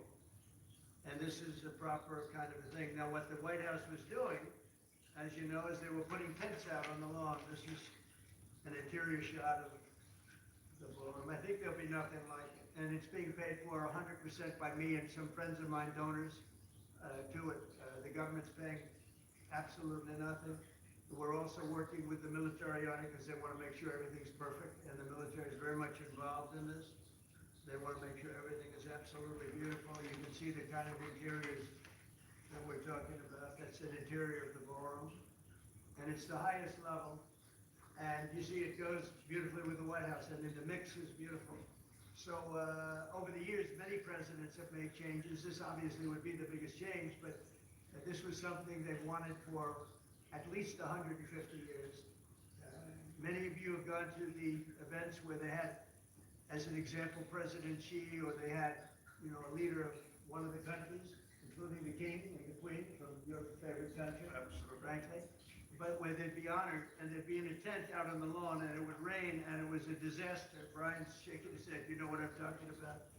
And so I thought I'd bring this out because this is going to be probably the finest ballroom ever built, and we're doing it no cost to the country. It's being put in, the money is being put in by me and donors, very great patriots actually. And the spirit on the building of it is amazing. We are using little sections of footings and various other things, but that's sort of irrelevant. In order to do it properly, we had to take down the existing structure. The way it was shown, it looked like we were touching the White House. We don't touch the White House. That's a bridge, a glass bridge going from the White House to the ballroom. Then you get into the lobby of the ballroom, and then you go into the magnificent, the main room. And it's something that has gotten incredible reviews. And you're just quickly following up on that. I just want a quick follow-up on that question. You're responding to people who say that you haven't been transparent enough about this. I haven't been transparent. That some of your critics feel it's I've shown this to everybody that would listen. Third-grade reporters didn't see it because they didn't look. You're a third-grade reporter, always have been. So third-grade reporters didn't look, but anybody that asked, these pictures have been in newspapers. They've been all over the place, and you know, we're very proud of it. It's gotten great reviews. It's gotten really great reviews. So I think we've been more transparent than anybody's ever been.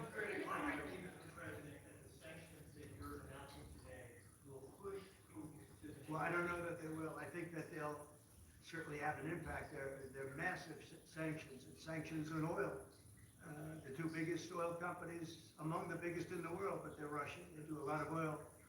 And hopefully it'll push, hopefully he'll become reasonable, and hopefully Zelensky will be reasonable too. You know, it takes two to tango, as they say. And we're going to find out. They hate each other. These two people hate each other. You know that better than anybody. And it makes it more difficult than it should be. This should be easier to do. But the level of hatred between Zelensky and Putin is very substantial. Could I add one thing? What the president is doing today with these sanctions is putting more pressure, of course, on both parts, in this case on Russia. It's all about changing the calculus, making sure that Putin understands that the president's vision this weekend of having a ceasefire, stop where they are, as you literally said, and that this has to be step one now. And for him to really accept that vision and to come to the table, and then you have to put pressure, and this is exactly what he did today. Along with Europe. I mean, Europe, look, they've actually become friends of mine. I think all of them. We have a very close relationship, and they want to see it end too. They really want to see it end. But I can say they're totally committed. If this went on for 10 more years, Europe is behind them. They just can't let that happen. You can't let what's been going on. Now, it should have never happened. It would have never happened if I were president.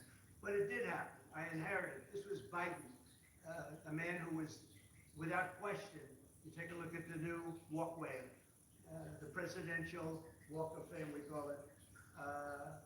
Biden is the worst president we've ever had, if he was even a president. The people that surrounded that desk made those decisions. But this should have never happened. It wouldn't have happened. But it did happen. I inherited it. We're going to get it ended, hopefully soon. Yes, please.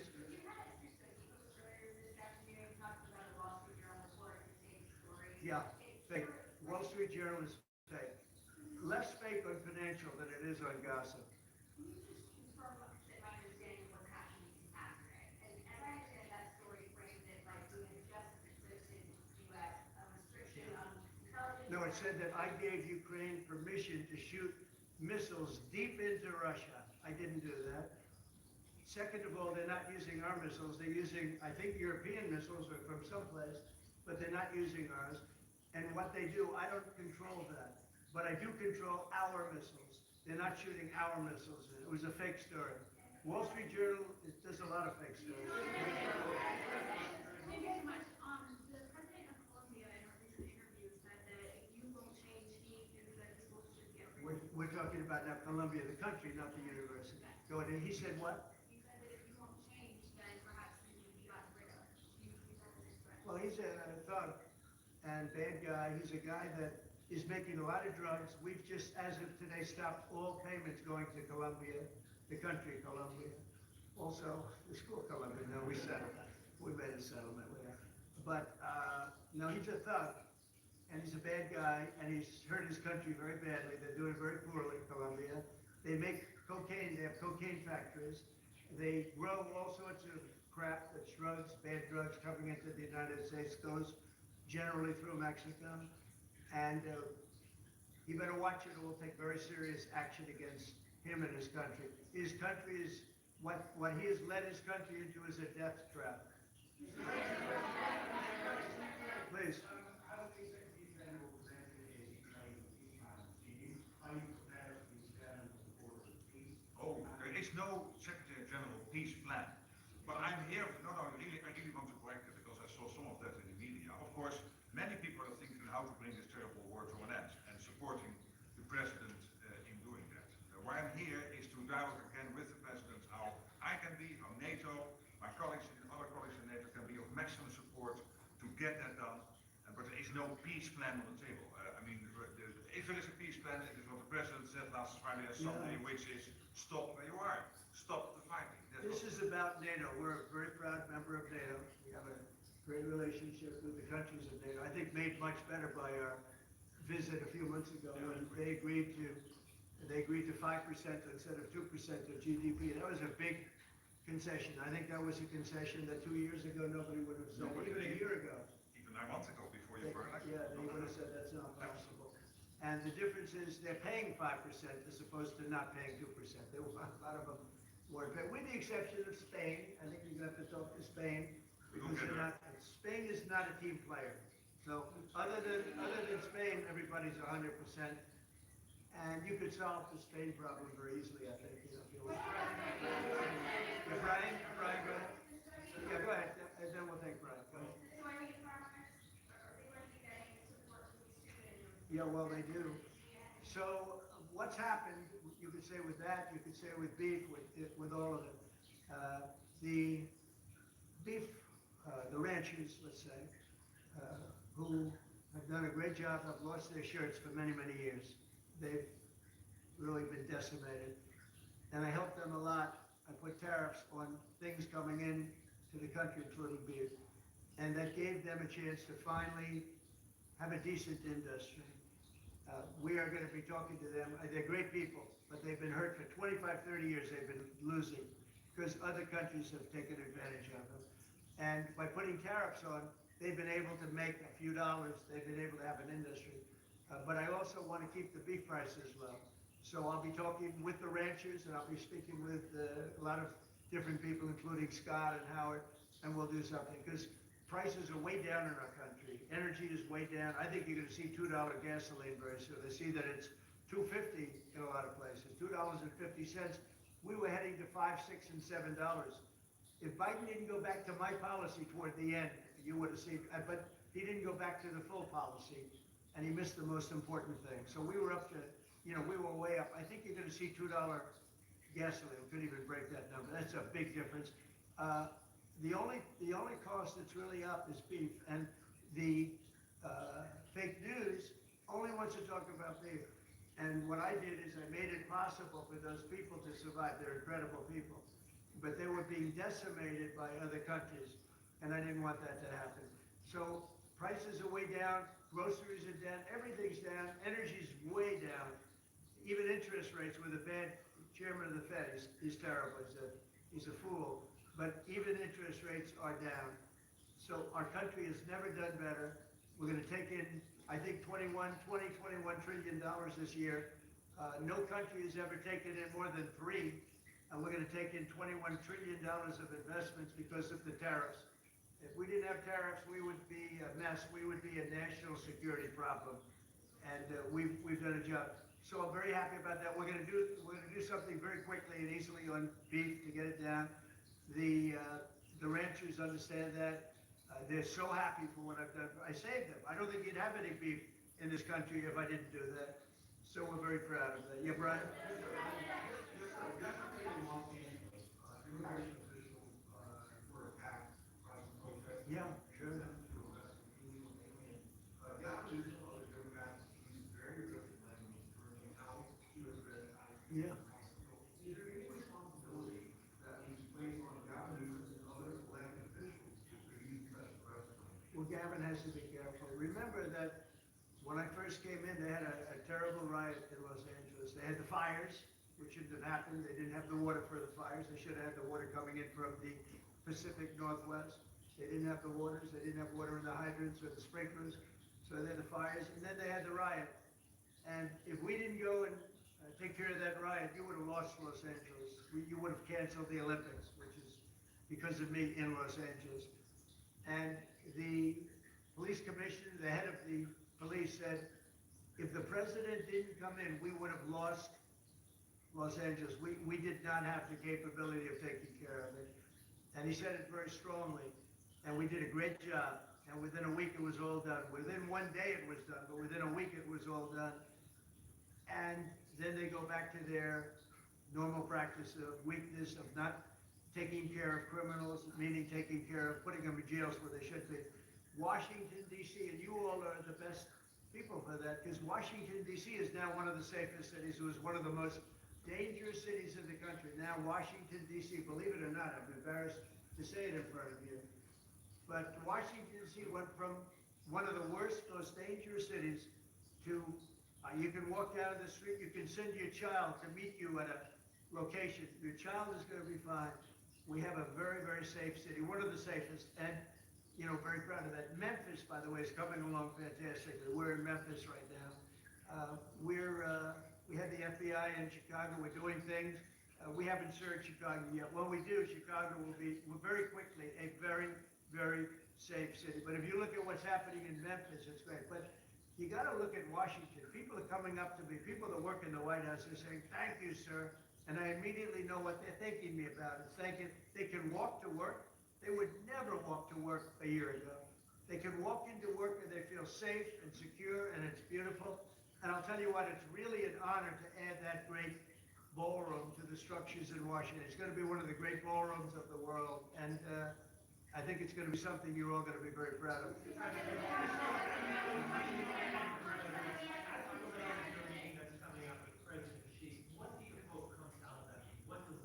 I think we'll make a deal.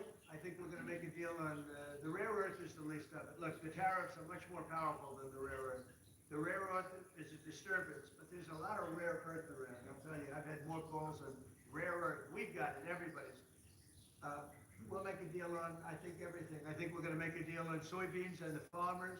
I think we're going to make a deal on maybe even nuclear. President Putin in his call mentioned to me about nuclear, where we do a de-escalation, and I'm fine with that. I think it's good. I think it's a very appropriate thing. We have the most nuclear weapons. Russia's second. China is actually third by a long way, but they'll be even within 4 or 5 years. Too many.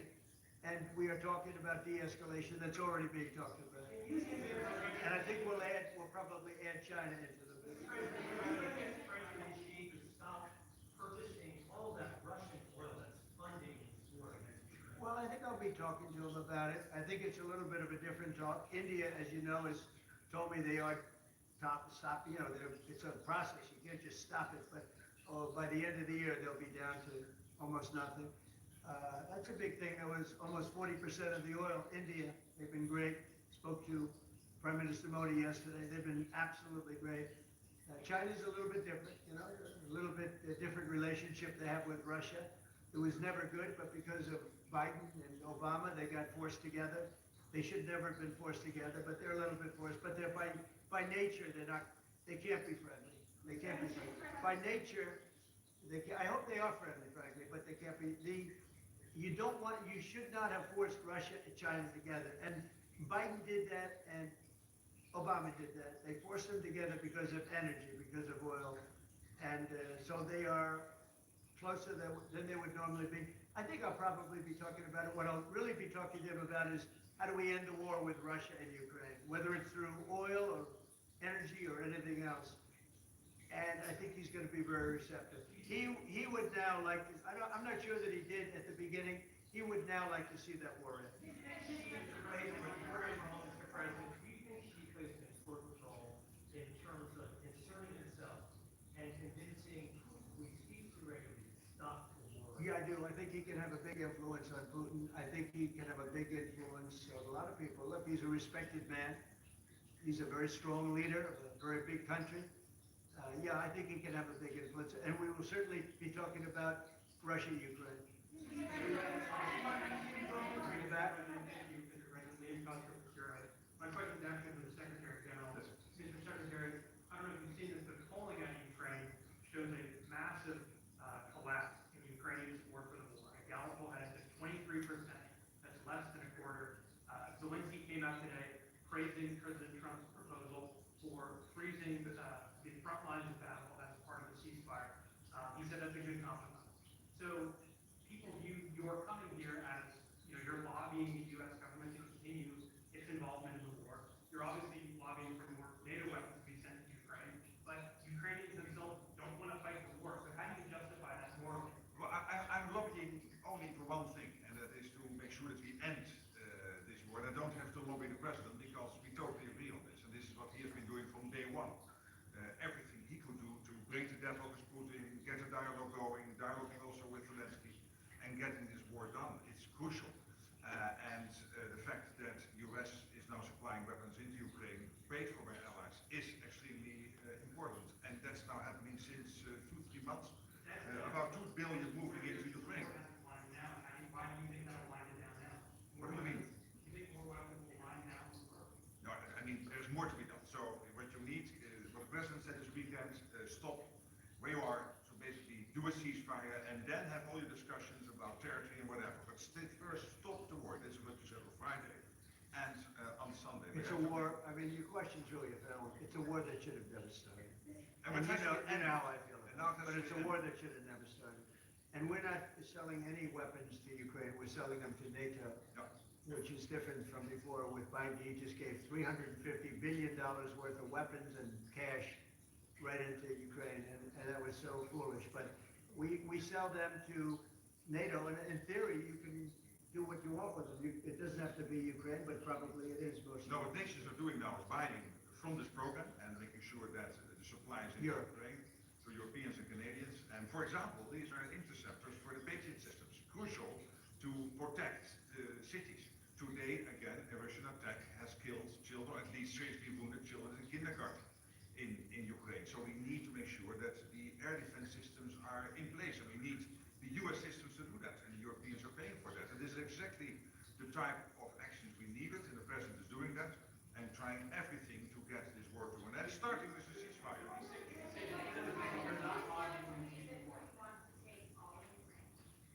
I always felt that way. I always felt he wanted to. When I was in my first term, I was I was very close to him, relatively speaking. It was harder because of the Russia hoax. But I would talk to President Putin about Ukraine, and it was the apple of his eye. I'd say it was the apple of his eye, but it would have never happened. He knew the consequences with Ukraine.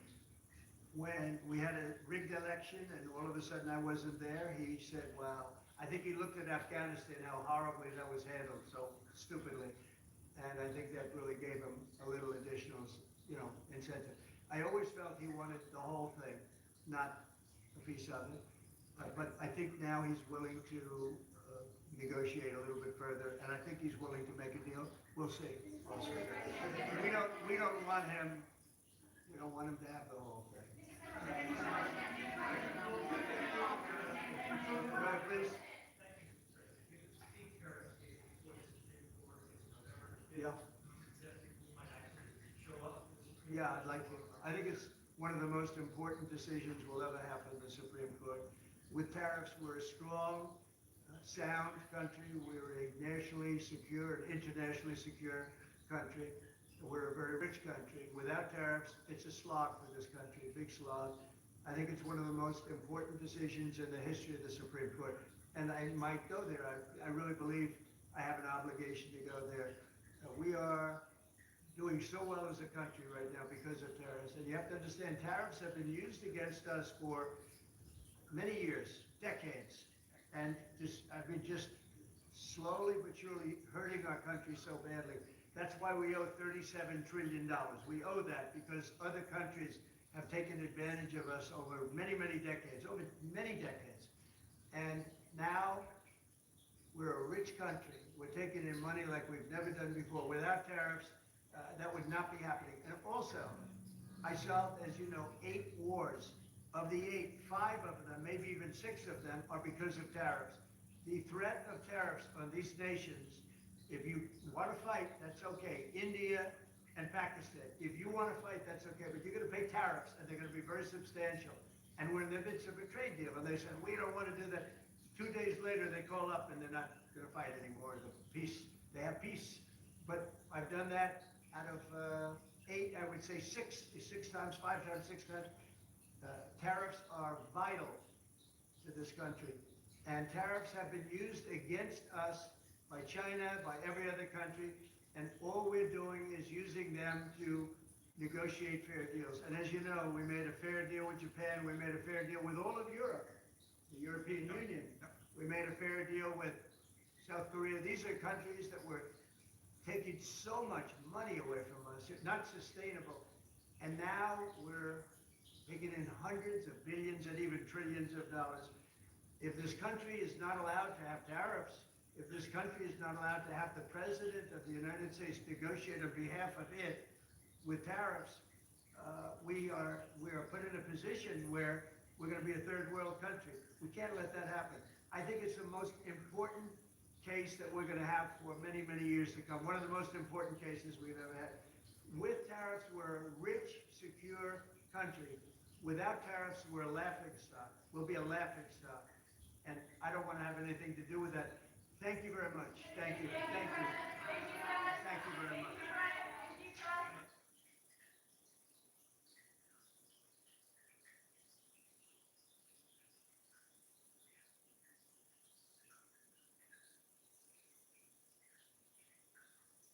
Please welcome the 45th and the 47th.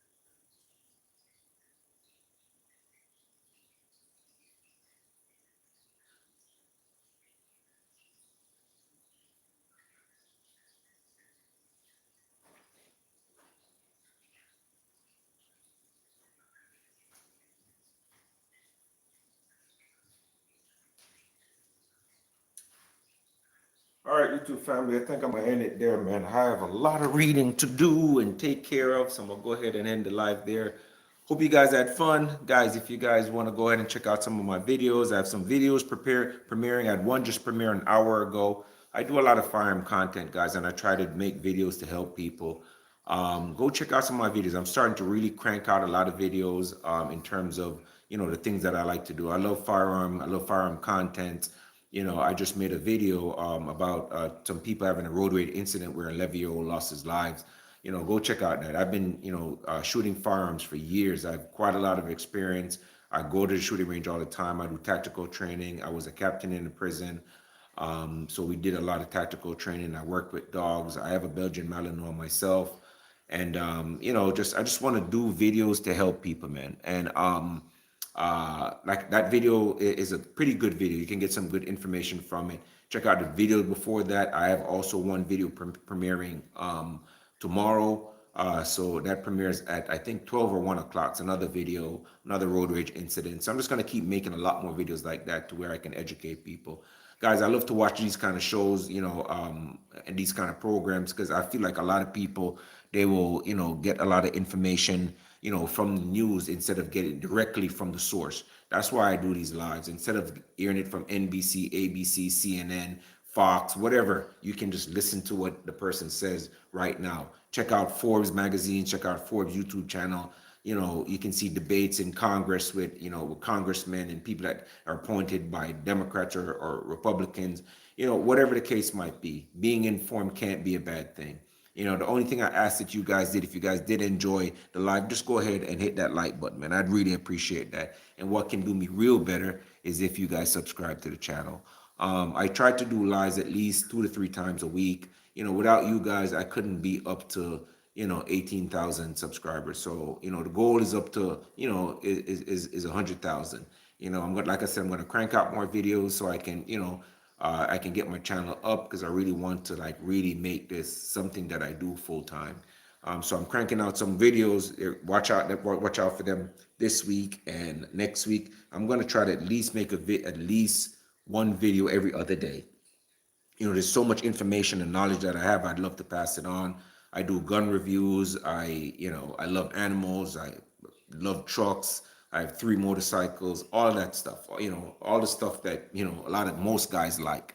I'm not quite sure if my channel is mostly for women, but if you watch the channel and you like some of the stuff and you're a lady, thank you very much. So with that said, guys, I wish you guys have a wonderful Christmas. If I don't see many of you guys again, hope you guys have an amazing Thanksgiving week. And just be safe out there. Don't go out spending all your money because January is right around the corner. I know for some people, for me, I don't have a lot of money. I work hard for everything I have. I'm currently in medical school right now, so I'm kind of just pushing my luck. So I know money is tight for a lot of people. So don't go out and succumb to those impulses of just buying a crap load of stuff. Remember, January's around the corner. Those credit cards don't pay themselves, and those credit card companies always win, or you pay for it in the long run. All right, with that said, guys, thank you guys very much. Like, share the channel. Go, please, just subscribe to the channel. Go check out my previous videos. Really appreciate you. With that said, you know, appreciate you guys.